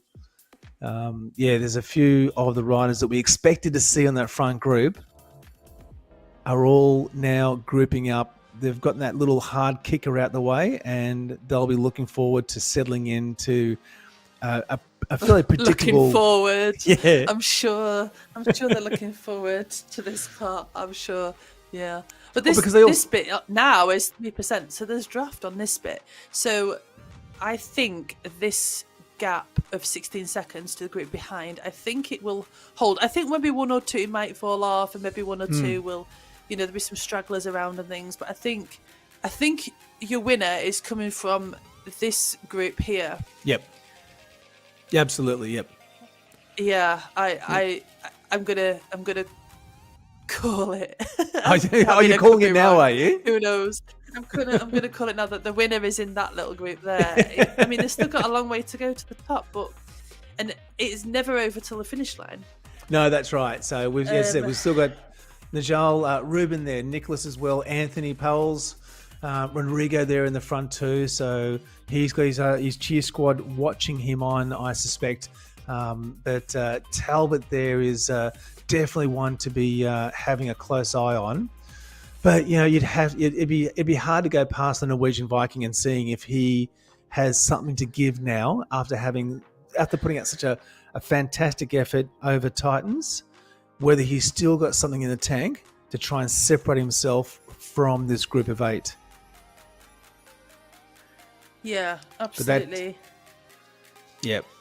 So we can see, although it's not visible on the screen we're watching, but I can see that the climb is sitting at about 6.3%. There will be a nice little flat section, a very short flat section coming up shortly as they come through the town, as they go through that underpass. I guess it's an underpass. And then they'll head left again and keep climbing up. But yeah, you can really, get the power back up again, get the speed back up again. And we're seeing right now, where there's a couple of riders just dangling off the back. So Philpott there is, Jamie Philpott is just dangling off the back. Saleeby, he needs to, Stuart, are you on voice with him? Tell him to catch back on. Come on, pedal harder. How hard can it be? That's all you got to do. How hard can it be? Tom Corrigan has joined us in the chat. Hey, Tom. Yeah, just pedal harder. Yeah.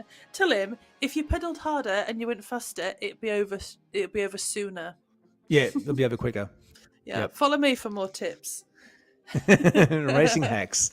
Yeah. Yeah. It is it's in steps, this, I think. I mean, I know it's 6%. Yeah. Well, slightly, yeah, but they're into a pretty steady climb now. So just looking at the power numbers there, Najal there is sitting at, his 1 minute is at 446 watts. Nicholas, who's right on his wheel as well, is sitting at 411 watts for his 1 minute power. So that gives you a sense, and Ruben as well at 427, that gives you a sense of the kind of power they're putting out there to keep on the front as like they are. This is my sprint watts per kilo. This is what I do for sprinting for like 8.5 seconds. 8.5 seconds. Yeah. Not 15 minutes. No, not this bonkers level. It's crazy. Yeah. So they're doing over 6 watts per kilo. Yeah. It's mental. It's so good. This is pro level stuff here. Well, it is, isn't it? But yeah. It's elite level, so yes. Doesn't get any higher, folks, so yeah. Well, but, the climb do, I suppose. Ruben, we can see that pain face there in Ruben. He is absolutely feeling it. He's dropped off the back now. He's about 6 seconds off this front group. Jamie as well, Jamie Philpott, we can see on the screen here. He's out of the saddle. He is not giving this one away. Same as Ruben. They're both getting out of the saddle, alternating in and out, trying to keep those that cadence up as much as they can. But David Talbot, one that we thought we're going to watch, is on the front. He's commanding this at the moment. Because, don't be giving up, Ruben. Come on. We've got Jamie, Najal, Nicholas Dreycott there, and David Talbot. This front four off the front, but even Jamie is struggling to hang on to this pace. Now the question is, can David, Nicholas, and Najal keep this power up? It's coming down to the three of them now. Can they keep that power up? Because there's still 5 odd kilometers to go. I mean, there's a way to go before this finishes up. Now they're going to hit very shortly. They're going to hit a slight downhill section as they come through the snowy part. So if Ruben welcome catches recovery onto Pavel's wheel, yeah, as we were just watching here, they'll get a bit of speed up. He'll know that. They'll both know that. Yeah. So yeah, and they'll both be relieved that they're got a bit of draft next to each other, I reckon. So yep. They go underneath this tunnel, so it goes flat, and then I have been up the Epic, but it's hard to remember. So I don't go. Well, often. That's the thing. Like as you say, when you race, you don't necessarily you don't take the route. I'm not picturing the route in my head. You just sort of picture the different segments. So here's the Epicom. Okay, here's the flat section. Okay, here's the downhill section. So you that's how you picture it. You don't sort of take that whole in its entirety into account and go, okay, well, I know that there's going to be a flat section in about 5 kilometers. I don't think of it that way. No, Do unless you? you've got a DS in your ear, and then they Yeah, tell you, like yeah, 500 more meters, and then you'll hit a flat bit, because that is really useful information. Because if you're on a climb and then you hit a flat bit or even a downhill part of it, which some of this epic is, it's yep, better to be on wheels before you hit the flat, for the draft. yeah. Um, And you know that if you because put it, a quick yeah, dig in, you can get back onto those wheels, and then you're going to give you're going to be recovering. yeah, exactly, yeah. So that's where But DS looking, really comes in handy. yeah, worth their weight in gold. Oh, So absolutely. we've got Jamie, Najal, David, and Nicholas there. This is the front four of the men's race four. So if you just joined in, we've got the front four riders. There's Anthony and Ruben, who are about 18 seconds behind them, and then the remaining pack at about 43 seconds. So it's all come down. 80 kilometers of riding is coming down to this last 4 kilometers, which is just fantastic. So if you just joined in, this is the race at the moment. But if we quickly jump across to the women's, we'll have a quick look at how that is progressing. They're in the desert. They're in the desert again. Yeah. Told you. But All right. the pace is eased right up, and they're Yep. doing about 100, 150? 130 watts ish in the desert, taking it easy. Yeah, I think they're all a bit exhausted, to be honest, because they have been racing for an hour and 37 minutes so far. Yeah. The ladies have. It's I wonder very. if we It's not. can- Yeah, it's not. I am. Yeah, it's. Make sure you're eating and drinking, people. If you're listening to this and racing, please drink and please eat. Wow. Yeah, make sure that you're looking after yourself. Yeah. I think Randy's getting some support from her in-house crew, aka her husband. Yes. Yes. So we'll stay on the women's here, but the men's have just hit the I guess that underpass section in the snow, which goes for about a k and a half. Now they're going to come out of that, hit the bridge, and then they'll start the rollers towards the top of the climb there. Still a while to go though, but we've still got Talbot, Najal, and Philpott on the front. Drycott there as well. So still the same 4 riders. Just looking at the bike, I wonder if Damon, when we come back to the men's, we're going to check in and see what bikes are on, because I can see one Bluetron there. Oh, yeah. But Jamie so the ladies, I think, are Philpott. doing a fantastic job. On Yeah. a So squeal. is he on a? Yeah, he's on a Pinarello. He's on the Dogman with a disc wheel. Yeah, good call, man. Yeah. That's fantastic.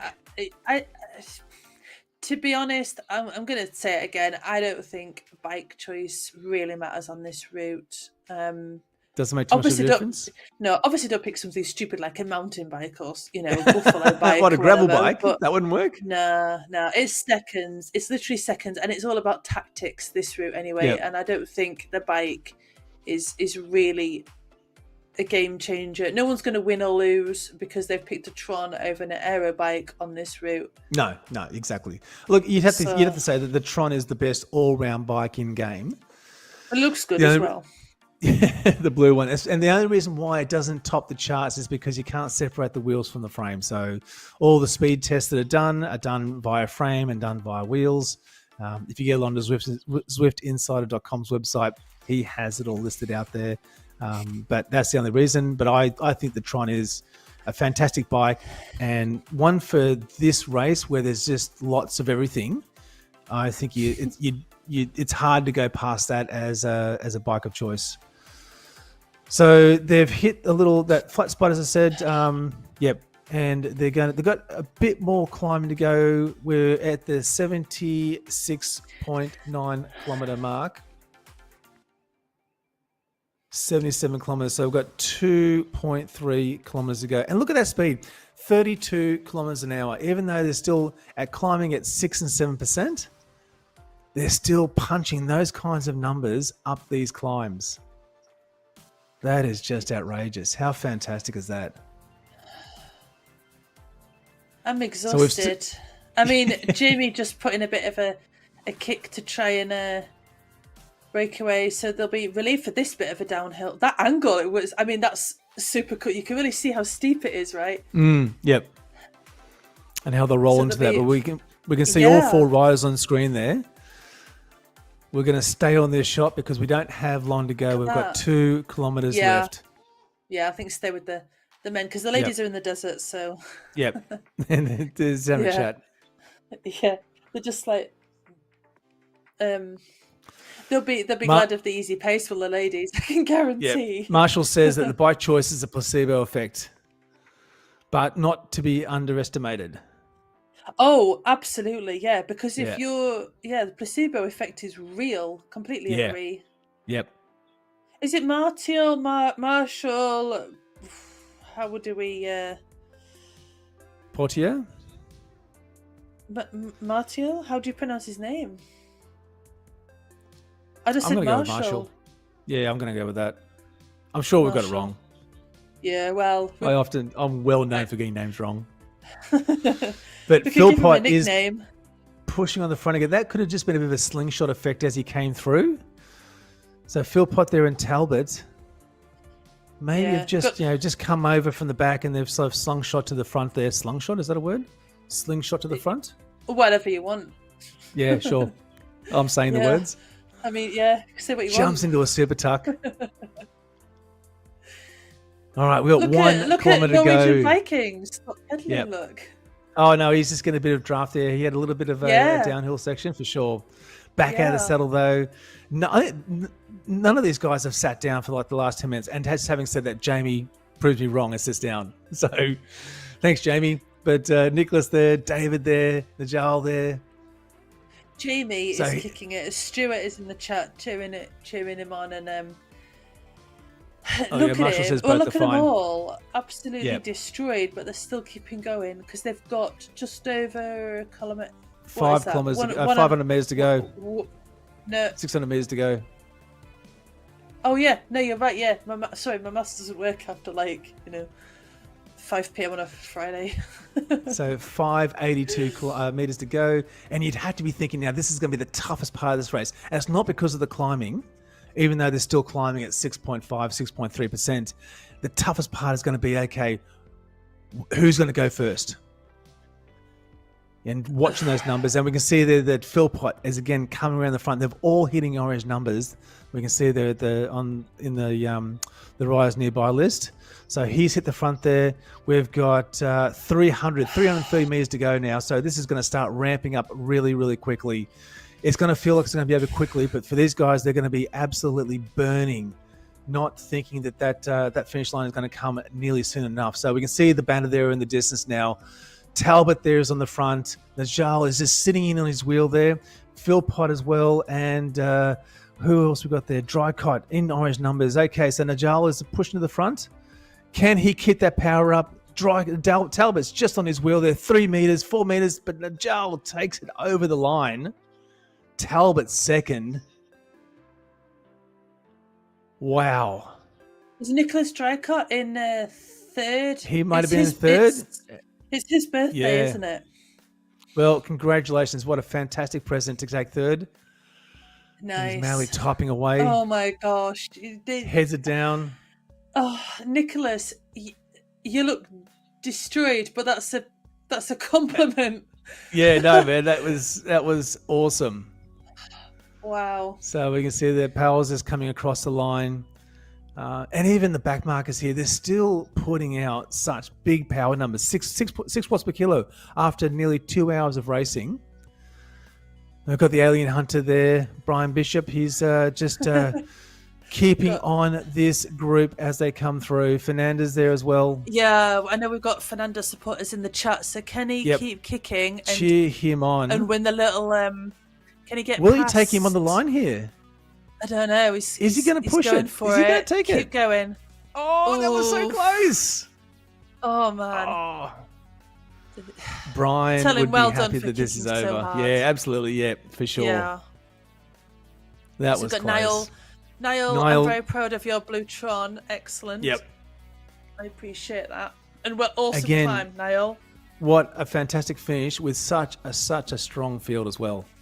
Like, there's no question that being at this level, these results are just, off the charts. It's great to watch, and it's great to be able to commentate on things like this as well. But it really is actually. Yeah.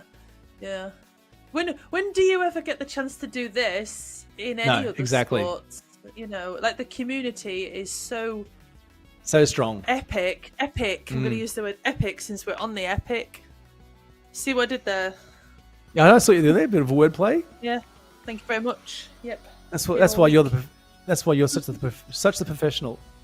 Sure. I'm just watching a few of the riders take some really well-earned downhill kilometers. But no, it was fantastic. So I think, as I said, Najal took that one out just ahead of Talbot. I think you said that Jamie Philpott was in third, and Nicholas Dreyfus may have taken fourth. I think Nicholas was in third. Nicholas in third and Jamie in fourth. Yeah, yep. I think so. Yeah, I think Birthday Boy was in third. Yep, Birthday Boy. Yeah. All right, so jumping back across to the women's. Look, I've got to say, I would have thought there would have been some breakaway attempts here by this stage. We've got... There was a couple, but the ladies were shutting them down. They got it back pretty quickly. Yeah, absolutely, yeah. So, before the desert. So, I think they're just chilling out here and... back in the desert again. Absolutely, yeah. I don't think anybody is dropped. Still got all 15 ladies. Wow. That just shows how close their abilities are. How even they are. Yeah. Yep. And yeah. Which just makes for more fun racing, because then it's not guaranteed that, one person comes along and just wins them all, And that's what we saw in race 1 and race 2 with Nicole Meyer as well, which was, she was just so dominant in those first 2 races, and having, opening up a 2+ minute gap in both of them. We expected that to happen in race 3. Unfortunately, she couldn't make race 3. And so the big question was, could she do the same thing again in this race? And it doesn't appear that she was thinking along those lines, and I think she's been happy to just be on the front there or be in the group and take rests where she needs, because knowing that there's still that epic climb to come must make you rethink how you'd approach this. So Franny's given us the little OK symbol there. Thanks, Franny. How are you, by the way? Ryan is, commenting, wow, yep, fantastic result. There was the end result was just monstrous. Like, I think I've got a slight headache from watching it. But Ruben saying, congratulations all, had nothing left after. Oh, okay, so you were right. He did FRR this morning. I thought he did. I wasn't sure. I thought it was FRR, but I didn't want to call it in case it was something else. Yeah, so well done, Ruben.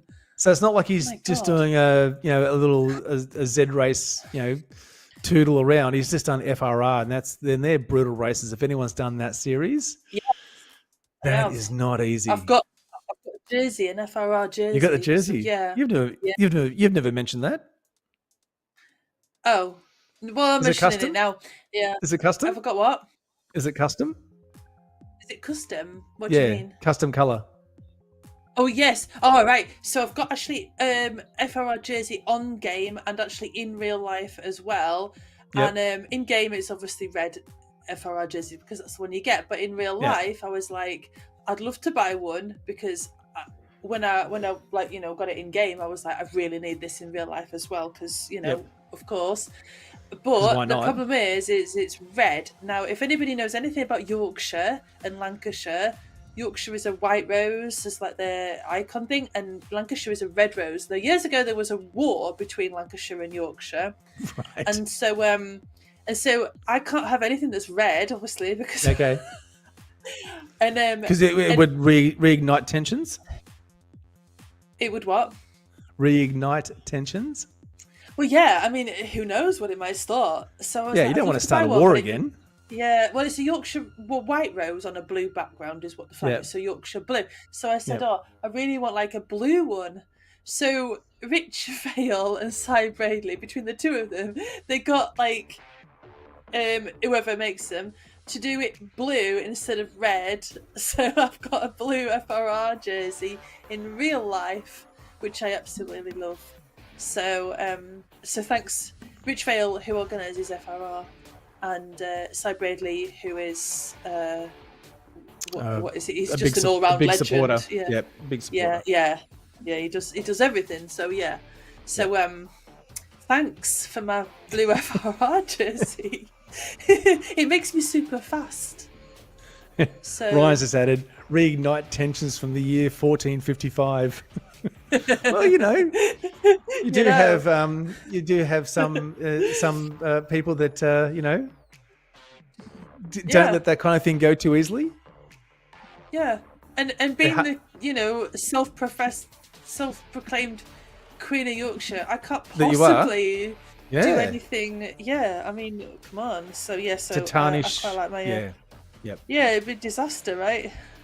So where we were going with all that was the fact that Ruben did an FRR race this morning before doing this today. So he's definitely he's made his quota of kilometres for the day. I can guarantee that. Yeah, Ruben, you can go eat all the cake. Yeah, you can share some of Nicholas's birthday cake if you like. I'm sure that would be lovely. Richie Sheeran has posted lots of island. Oh my God, what is that? Shamrock? Is it? Is it shamrock? God. Clover? 4-leaf clover? Well, it's 3-leaf in there, but let's say 4. Oh my God, my brain is going. It's lucky. It's what? It's lucky. Go put your shrimp on, Barbie. I bet you are. What's the temperature in Australia right now at 4 o'clock in the morning? Look, it's a very mild, probably 18 degrees. I'd have to look at the temperature. I'll do that while Meanwhile, you're freezing over there. Minus 11. It's been at night time. Serious? We've had. Yes, serious. It's very rare for that to happen. We've had snow and ice all week in my part of Yorkshire and East Alopecia. Brian White, if you're around. We call it East Alopecia, is where I live in Yorkshire.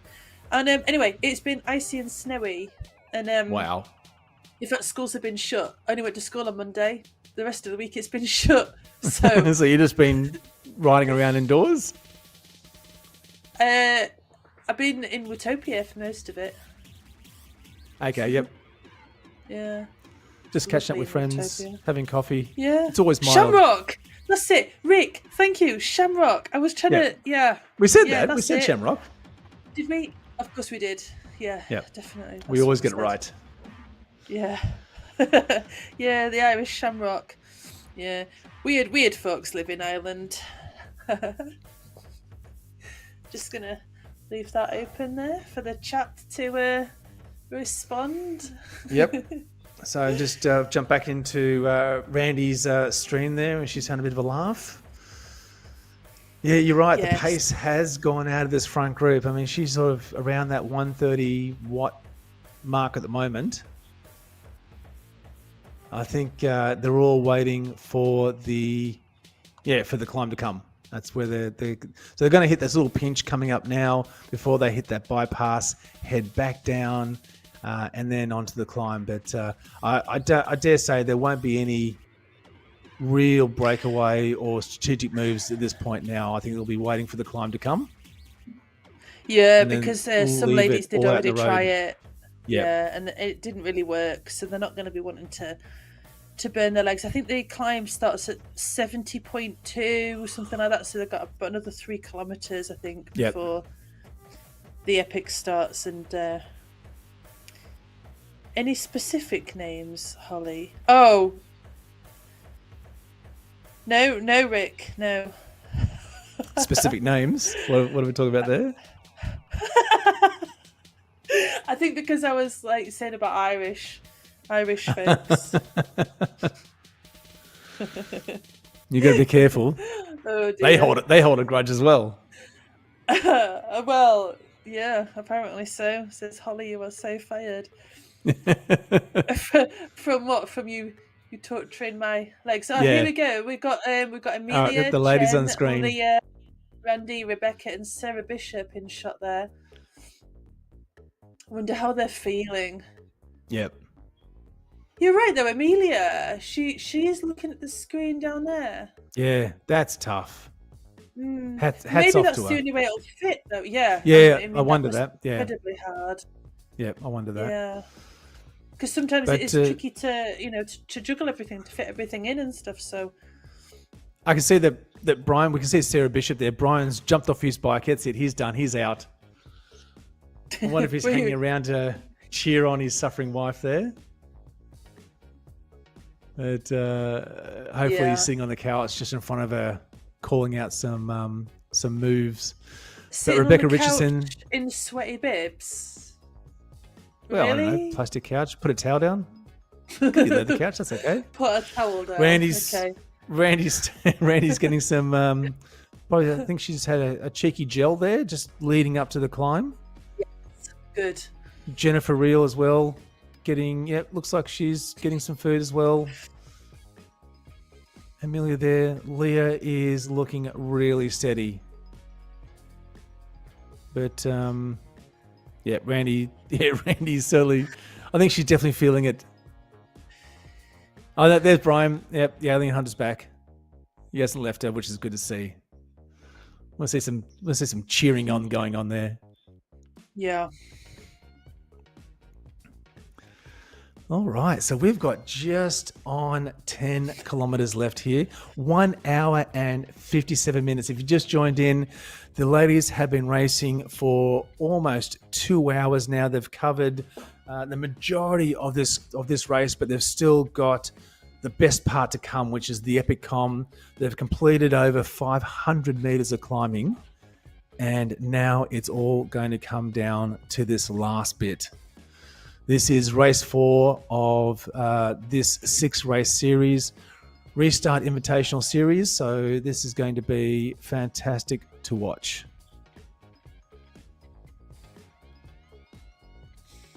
I'm quite excited, but also really nervous for the for the epic climb. Are you going to see some crazy watts per kilo? I reckon. Yep. Nicole Myers already. She was hitting over 6 watts per kilo just then to try and. I don't know. I think that's a bit too early to be hitting 6 watts per kilo. Well, like Ryan has said in the past, you go hard or go home. There's only one way to fly.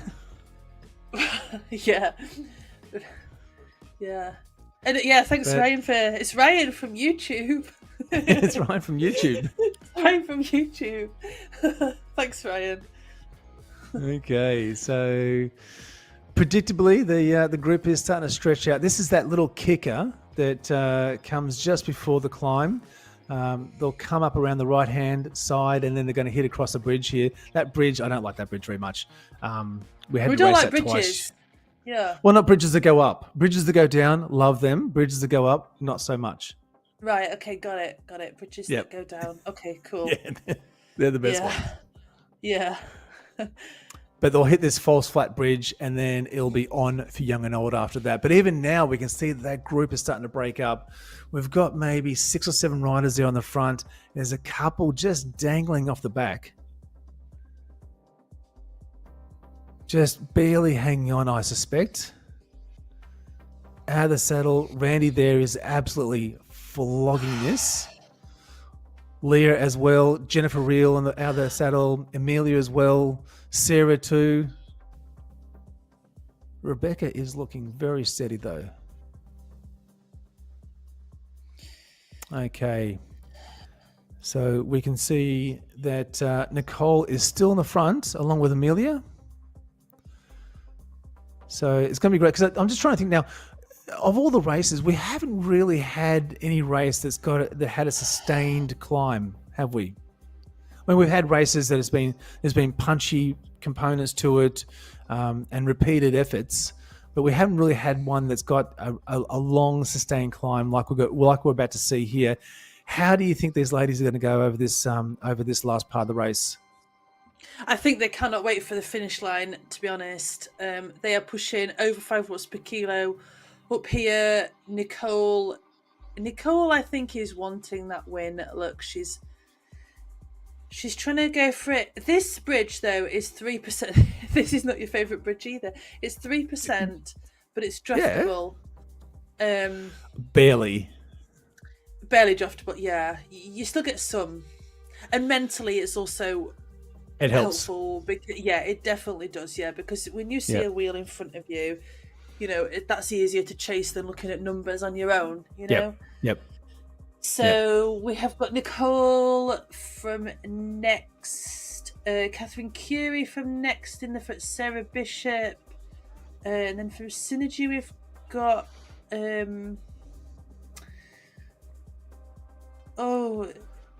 want to say Sarah Roach. I'm sure she's Synergy. It's really hard to remember, ladies. I'm so sorry if I get your teams wrong. It's also because the jerseys are very, very similar because they're kind of like that bluey cyan colour.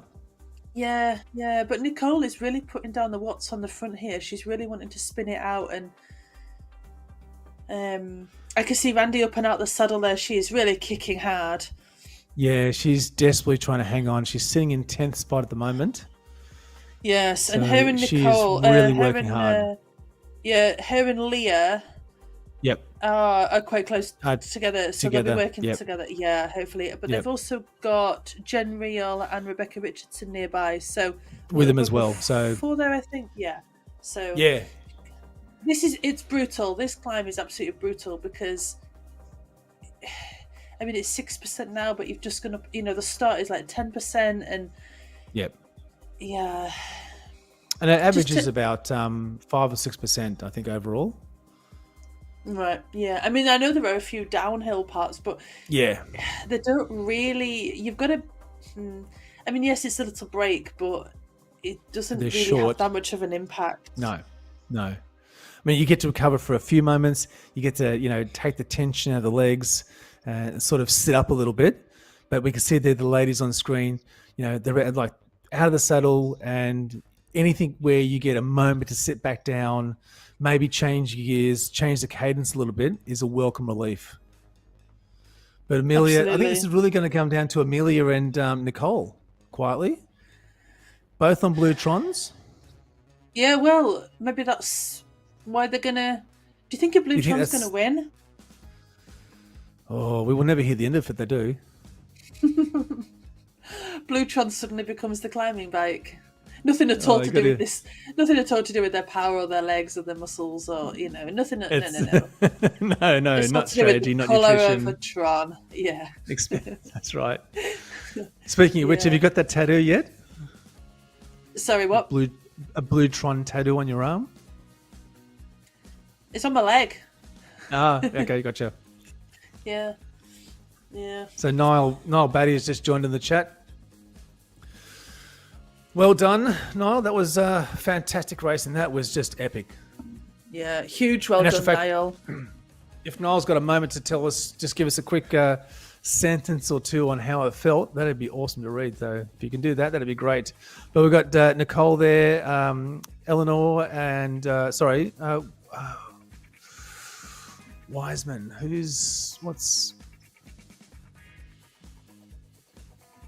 Amelia. No. Amelia, Eleanor. thank you. Eleanor. Eleanor and Amelia. That's me. Yeah, I'm getting confused. Yeah, Amelia and Eleanor. Yeah. Yep. I just had to check that. Yeah, just double check. Yep. Yeah. So Niall says 5 watts per kilo for 2 hours sums it up for me. Brutal. Well, I think you're spot on. Much prefer to watch it than race it. That's for sure. I mean, who am I kidding? I can't do that. How do you know you can't? Have you tried? Well, no, I haven't. No, so you don't know, do you? Yeah, I really don't want to, given the fact that I saw these guys on there, and none of them seem to be having a great time. I think we're having a great time. They aren't, maybe. The people in Randy's Twitch chat are having a great time. If anybody else is streaming this, please let us know, because I will go and we'll go and follow and well, give you yeah, support comment. everybody. Yeah, Just copy and paste the link into the chat there, and everyone else gets to share in the fun as well. But there we go. Nicole there is going off the front. So like we kind of thought. She's got 2-second gap on Amelia, and then a 10-second gap on Eleanor. Yeah. Maria and Eleanor are kind of together. Riot and Beast Mode. Yes, they're from different teams. So Eleanor's not going to be wanting to. Yeah, she's not going to want to drag Maria along. No, not at all. But you've got Sarah Roach and Catherine Curie. Sorry, they are 10 seconds apart. Sarah Bishop as well. Yes. Sarah Bishop and Sarah Roach, who are together. According to my screen, anyways. We all know Zwift can do weird things. So so that may not be the case, but I think we might jump across down the groups and see who is in the next group. But you're right. I think we've got Catherine Curie there. 25 seconds back, we've got Sarah Roach there at 39 seconds, along with Sarah Bishop. There's Maria. Yeah. And Eleanor. So it looks like Eleanor's happy to let Maria take the front there for a little bit. And then, Catherine again with a disc wheel. Yeah, you see, I have got, if you're going to struggle on the flats, maybe you go for a disc wheel. I don't know. I'm just looking down. So Sarah Roach, Sarah Bishop, amazing. I don't know if they're going to work together. They are from different teams, but you've got Rebecca Richardson on her own. Rebecca Richardson and Megan Rathwell, who are also together, and then Leah, who is just a few seconds ahead of Jen Reel. So Leah is racing for Restart, just ahead of Jen Reel, who's racing for Saris, and then Randy closed down so many attacks. I saw her because she's on a stream, so she's still putting in a heck of a fight. If you want to go over, if people watching want to, I've put her Twitch Twitch link in the chat, and absolutely, never underestimate a DS Twitch chat. People encouraging you in the race, because it mentally. Oh, it's a massive influence, isn't it? Yeah, it really helps. It's incredible, right? Just the motivation is fantastic. Yeah, and I love it. And Leah is doing an outstanding job. She's in 10th position there, so hold your position, Leah. You can do this. Absolutely do this. Come on, Leah. I don't know if she can hear me or not, but it's the vibe. She can hear the vibe. Yeah, of course she can. Yeah. So it's such a tough climb, because the graphic will be on their screens and all they'll see is red. So that's interesting. Brian Bishop, I think, has just jumped into the chat there as well, and he goes, that was a fun route. For some reason, he thought that they had to do the radio tower as well. Imagine that. But until he saw the 300 meters to go, and he was like, man, that was a relief. Oh, I can imagine that. That must be a fantastic feeling, knowing you don't have to go up and that the race is almost over. The radio tower is just horrible. It's the world's slowest sprint finish. Like, how long even is it? Like a kilometre, but it's like... Yeah, it's like 1.3. Like, it's not 1.3 kilometers. It just takes forever. It just feels like it just doesn't stop. It's but so got Nicole. Amelia has actually taken the lead over Nicole, so she must have put in a bit of an effort, and none of these ladies are giving up. But to race for over 2 hours and then have to climb this, and then do this. Dean Cunningham, who is not racing this because, quite rightly, he wasn't very well. So I'm glad that he's not racing this. Oh, okay, good. Yep. But look after yourself first. Yeah, absolutely. Health first, always. If you're not well, you do not race. And I told him that as well. But because the temptation is there, and sometimes actually we need other people to say to us, like, stop and do not race. Yeah. Um, And you feel obligated to, especially with Dean being the yeah, organizer. He feels yeah, obligated to do this, and it's it can be tough, especially on your body. It is. It's really tough, and it can really knock you around. But yeah. we can see Nicole there and Amelia there on the front there. Gosh, putting in the big watts, 300, 320, 270, really working hard together. And and we've only got just under 4 kilometers left. This is going to be over before we know it. The question is, who's going to win though? So we had Amelia Velter, who won last week's race, and look, maybe because Nicole wasn't in last week's race, but I get the sense that Amelia really wants to stamp her authority on this race series, and know that she can match it toe to toe with Nicole. Amelia, is she synergy? We might be able to get Amelia's profile up on screen. Yeah, I'm trying to look it up, but it's hard to. Yep, everything gets abbreviated. Yeah. So she is synergy. Synergy. Yeah. So those two teams, Synergy and Next, are fighting it out for top spot for the team positions. So these two ladies will definitely, they'll be fighting. I mean, racing, even more so because both teams will be aware just how much this is going to matter. Yeah. Well, all the positions matter because top 30 get points. So the good thing is that every lady in this race will get points, which when you're doing a race like this, you're gonna wanna get points. You're not gonna want to get to the finish line with nothing. Which I've done that before. Not made the time cut and then got nothing for the team. Nothing for the effort.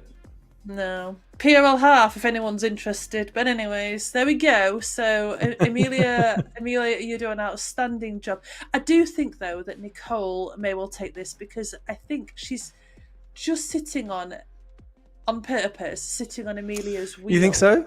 Yep. Yeah, and I think she's just going to kick it. Maybe wait for a perhaps those rollers at the top there where there's a bit of downhill.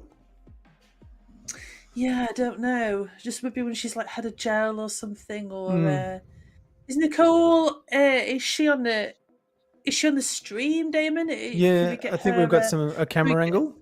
Yeah, can we get Amelia and Nicole on screen? That'd be fantastic. Maybe? Sorry, Damon. I don't know if that's if that's possible. Well, maybe. I don't know if it's possible. I'm sure Damon can work it out because he's an absolute legend. So, so these ZMS Esports Studio. Yeah. And like we've said in past races, if you know someone that has been racing in this, share the link with them. Drop it in the chat. Drop it in the team chat. Let them know that, we've been following along and it's been fantastic to watch. But we can see Nicole back on the front there. So maybe Nicole and Amelia are just swapping their front, keeping the power up. I mean, they have opened a 33-second gap up over Maria. You'd be hard pressed to see if they could, if Maria could shut that down. I don't think that's going to be the case. No, because Maria's on her own. I think what happened there was Nicole was trying, because she went above 5 watts per kilo on that bridge back there, which was kind of flat, and I think Nicole was trying to shake Amelia off her wheel, possibly. But it didn't quite work because Amelia was on it and kicked. So it's going to be a difficult section here, I think, to maybe 4-minute breakaway, and perhaps thoughts are now going to that last 300-400 meters, and seeing who's got the power to come over the top. Now, while we're talking, I'm going to quickly jump in and try and see who has the best 15-second sprint out of the two of these ladies. Well, I mean, what, after two and a bit hours of racing? I mean, it's anyone's game, right? It's just who has the most left in their legs. The sprint will be like 250 watts. I mean, what have you got? Yeah, you're not going to hit like 800 there watts really after this. Isn't much in it. Like Nicole's best 15 is at 8.3 watts per kilo. Amelia is at 7.7 watts per kilo. So, not a lot in it. But maybe, maybe it's going to be a few different things. It could be how they're feeling. It could be, hitting the right gel at the right time. But it really is going to come down to, I think, this last, 400-500 meters coming up. All right, it's gonna be burning. It's gonna be burning so bad for Amelia and for all the ladies. Yep. But this is for the win. So this is different pressure. bragging rights here. Yeah, so you can see Sarah Roach up and out the saddle now. She's really pushing it. She is in, I think, 8th position, possibly. I think she's trying to fight off Rebecca, who's about 10 seconds back from her. So, all right, we've got 800 meters to go. Holly, bring us home. Talk us through this last section. Well, it's exhausting. I mean, I've eaten all my jelly babies, so Amelia and Nicole. Over 7 watts per kilo now, so they're just reaching, like you say, the last 500 meters. Nicole is taking the lead for now. The thing is, it's 7%, so it's not going to be like your typical, flat sprint finish. It's watts per kilo, I think, is matters on this. And if one of them can snap the elastic band on the other one and hold it, then I think it will break. So Amelia's just pulled to the front now. She's doing 5.6 watts per kilo. But Nicole, has she got an answer for it? I don't know. Yeah, I think she has. Yeah. She's also, 5.8 watts per kilo. She's still holding on there. It's evened off now. Well, it's 5% as opposed to 7%. It's still not flat. It's Nicole, though. She's got a... She's... Can she hold it? I don't know. There's now a 2-second gap between Amelia and Nicole, but Amelia is kicking 6 watts per kilo. Her neck, I want to get her like a massage gun or something, because she's going to get off the bike and be like, I can't move, can't turn my head at all. So credit to you, Amelia. It's outstanding. But that's she's fantastic. Has Nicole given up now? Well, not given up, but eased off. No, I think so, because, Amelia's got 6.7 watts per kilo. There's the banner there. Go and kick it, Amelia. She's still going. She's got a 14-second gap over Nicole. Go on, straight through the banner. Awesome job. Yep. Awesome job, Amelia. Outstanding. Well done. Brilliant. Fantastic. So Nicole's going to take second place, which was absolutely brilliant. So she is 39 seconds ahead of Maria, who is behind her. 39 seconds ahead of the next lady. That is, amazing. Well done, Nicole. It's incredible. It's incredible. Yeah. And I know sometimes that Nicole's parents watch this, so what a proud parent you would be. Oh, yeah. Brilliant. Yeah. At this level, we're talking world races here, so it's just incredible to see. You'd have to be really proud. And everyone watching, I think they should be proud of all these people for participating each week. Oh, getting absolutely. I know that we joke and stuff like that, but I mean, we've had 2.5 hours, so you've got to talk about something, right? So we're just watching Maria. So Maria Marb take a bow, get through that banner. She will be so happy to get through the banner, and she's gonna podium spot Maria. 34 seconds ahead of Eleanor Wiseman. Awesome job. So we've now got a bit of a battle going on between Catherine Carey from Next and Eleanor Wiseman from Riot. Is that right? From Riot, yeah. Yep. Is she from Riot, or is she racing for a different team for this? Anyway, so Catherine's battle. Yeah, she has. But Eleanor's kicking as well. She's like not letting her get away. So I think that Catherine Carey has just kicked, and that's the thing though. If you kick on this bit and you snap the band, there isn't much draft. So no. Okay, so that's exactly. So that is.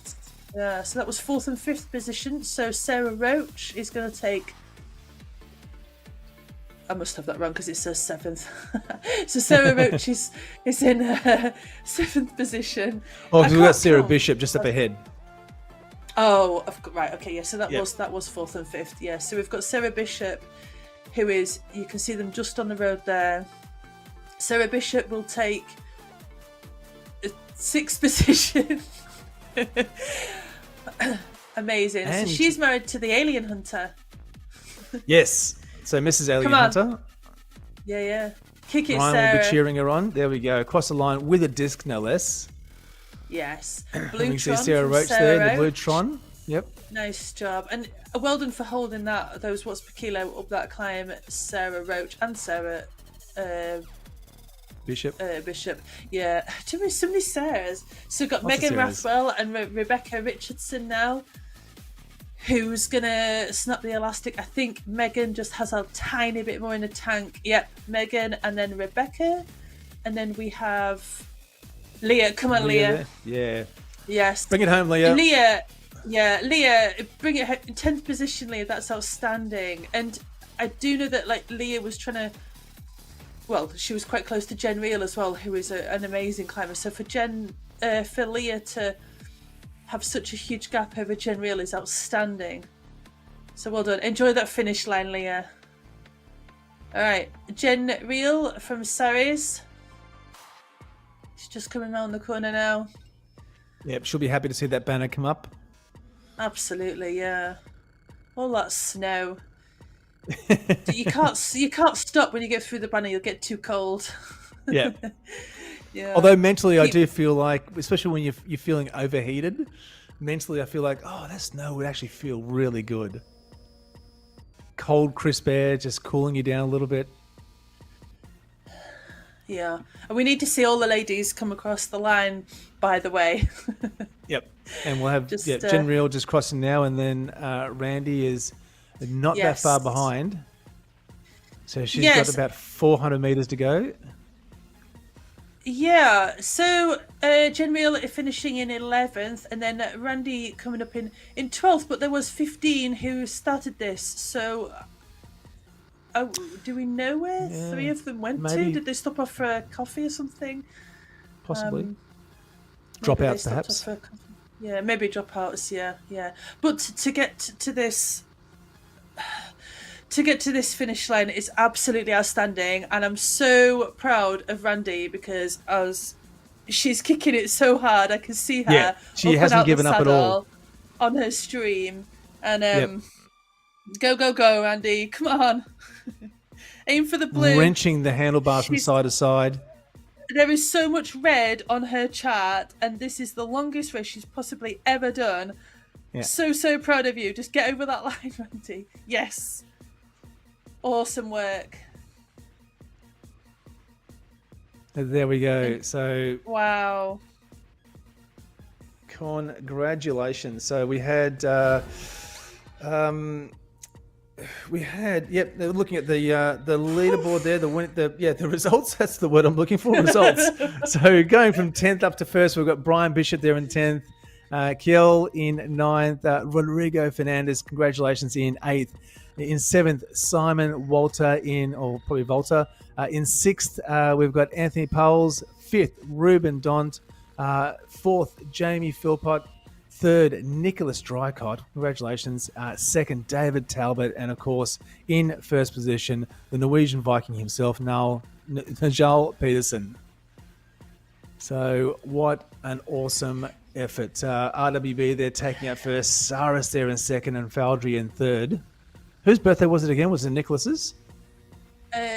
Nicholas Dreycott, I think. Yes. Yep. Yes, the 3rd across the line. So it's his birthday. So hopefully he's off the bike and showered and eating his body weight in birthday cake.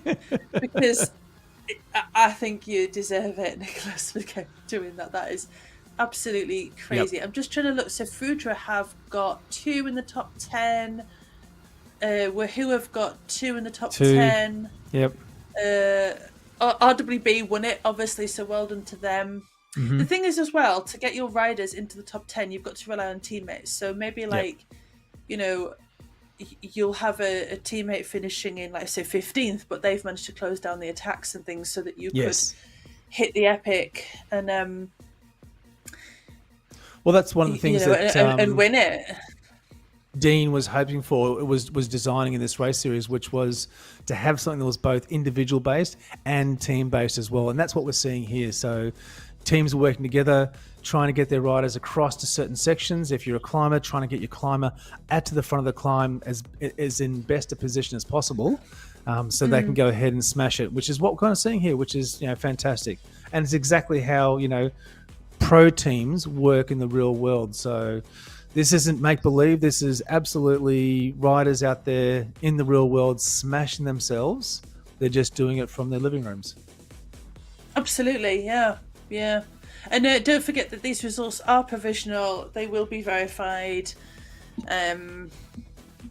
Dot the T's. No, wait. Dot the I's and cross the T's. That's all right. Way around. Or dot the T's, cross the I's, one of the two. Something like that, yeah. They'll do something with the letters and things, and weigh in verifications, dual recording. Yep. So they'll be checking all the data, and that's part of what Dean does as well. So even though the race is finished, Dean will have a mountain of work to go through to make sure that this has all been verified and that everyone has done the right thing. And of course, that's an important thing as well. We don't want anyone sort of wandering into these things on an e-bike, no heart rate monitors, that type of stuff. No, well, you can't. Sure you have to be legit. Correct. Verified. What's the correct word? Verified is probably a better word than legit. Because legit kind of implies doesn't sound that professional. It doesn't sound professional. Yeah, because I sound professional all of the time. Yeah. So I do know that I think Damon is just trying to get the list of the ladies because they have just finished. So that just takes a few. Just takes a moments to get. Yeah. Tabulate that. To get those together. Yeah. Yeah. Because. But hopefully after this race, as I said, we were saying before that the Dean isn't feeling the best, but hopefully after this race he'll be able to pull together the progressive leaderboards for both the individual, the men's, and for the beast mode preems as well. So in the next race, race 5, we can get a bit of a sense of who's actually leading this race and who's winning. So hopefully that's going to be the case. Maybe if Damo's got next week's or the next race 5 details up on screen, we can have a look at that. Oh yeah, week 5. It'll be. I'll have to sit up again now because I was like slouching. You're all comfortable. Well, so we got cushion, but race 5, Greatest London Flat. Yeah, 3 laps. It's better than 4, I suppose. Well, 78.3 kilometres. Really similar distances to what we raced today, but only 492 metres. Now, I say only. I think there'll be a few of the riders in today's race that are looking forward to this because it means that they won't be smashing themselves. If you've ridden the Greatest London Flat, there is some lumpy bits to it. But the reduction in elevation will be a welcome relief, I suspect. It'll seem like it's flat in comparison to this week's. It's literally less than half, and it's also shorter as well. Yeah, you're welcome. Yeah, well, yeah. That 1 kilometre does make all the difference. Oh yeah, it will. Yeah, I mean it might do. You never know. So but less than half the elevation. So Greatest London Flat. I'm trying to think if there's any. Is it just because it's lots of lumps? We could look up the. I could look up the course. I need to get my iPad off the floor because I just. All right, well, I'm just professional here. I don't have millions of screens. All right, gonna look up.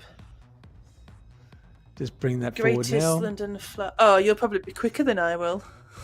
And it's in London, but there's Greater London Flat, Greatest. I mean, there's all different names for it. So I hate that. I can never remember. Yeah. I hate that. I've called up the greater, not the greatest.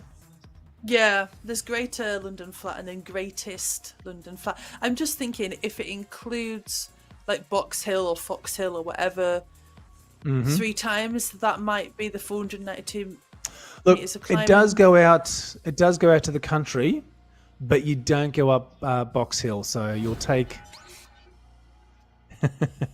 a left and keep going around. So there is a bit of a drag up as you come out through the escalator or down through the escalator out into the country. There is a bit of a drag up, but then there's a welcome downhill section before you head back into London again. So this is going to feel like a flat race. And Bren, Look, the closest I've gotten to ridden into cold mountains is, excuse me, there's a mountain range not far from where I live, and one time there we were riding and it got down to like 1 degree. It was raining too, so we were descending in the wet. It was 1 degree. My fingers were freezing. Literally, I was having a hard time grabbing the brakes. They were that numb. But that's the coldest I've gotten. I've never ridden in the snow. Well, I don't think I've ridden in the snow. Maybe a bit of snow on the side of the road, but that's about it. So I would absolutely love to do that. Snow. I'm not so keen on that this week, to be honest. But we do actually have the ladies' results in, so I'll take us through that. Thank you very much. So in 10th position, what an absolute superstar, Leah Cuthbertson from Restart, outstanding climbing. 9th position, Rebecca Richardson from Cryogen, excellent Rebecca. Megan Rathwell in 8th from Saris. Sarah Roach from Synergy in 7th. Sarah Bishop from Next in 6th. Eleanor Wiseman from Saris in 5th position. Catherine Curie from Next in 4th. And then the podium spots are Maria Marb from Beast Mode in 3rd. Nicole Meyer is so close to 1st, but well done, Nicole, from Next. And then this week's winner is Amelia Welter from Synergy. So huge. I'm just looking at the time gaps there. There's no close calls. It was definitely kind of every woman for themselves kind of on that climb. So and then the 11th and 12th position, I'm trying to remember who was 11th, but Randy, there was only 12 finishers out of the 15. I'm not sure what happened to the other 3, maybe dropouts or something, but 11th, if you can you remember who was 11th? Was it Randy? No, Randy was 12th. I was just trying to give a call out to the other 2 because there was only 12 finishers. So Randy was 12th, and I'm so sorry to whoever was 11th. I'll tell you in a moment. But no, fantastic effort. So we had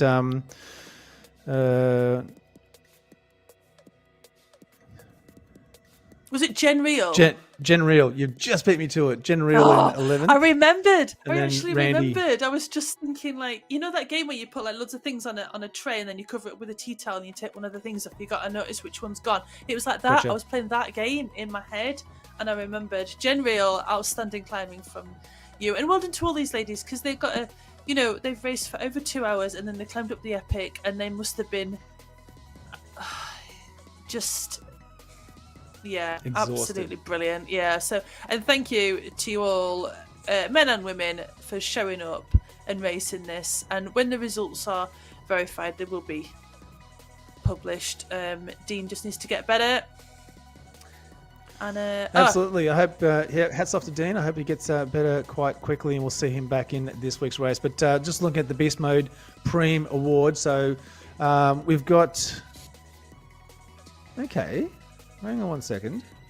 Oh, yeah, no, you're right. Sorry. So in men's, Nicholas Dreycott there, the birthday boy, in 3rd position, he picks up 1 point. David Talbot in 2nd position, he picks up 2 points. And the Norwegian Viking himself, Nigel Peterson, picks up 3 points for 1st position across the line.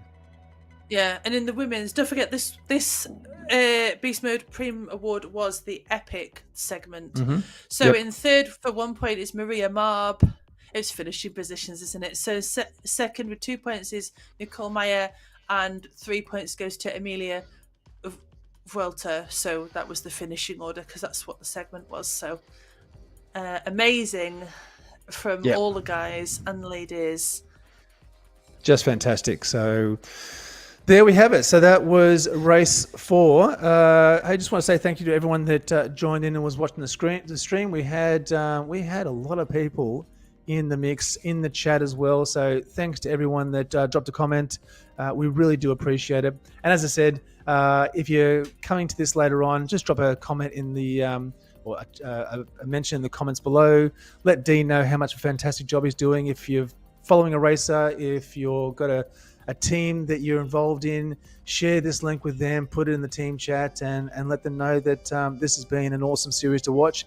And we've got 2 more fantastic races left. So make sure you hit that subscribe button. Make sure you hit that like button. You'll get notified of the next race, and you'll be able to join in and and watch this race series finish up. So thanks very much again, Holly, as always. Wonderful talking with you and chatting with you. And likewise, yeah. Is it nap time yet? Well, it will be, but we've got a cheeky podcast to get to now. So let's get into it. We have, yeah. Yeah. All right. See you in a we'll minute leave it then. there. Yep, we'll leave it there. Thank you very much, everyone, and we'll see you in the next race. Bye, folks.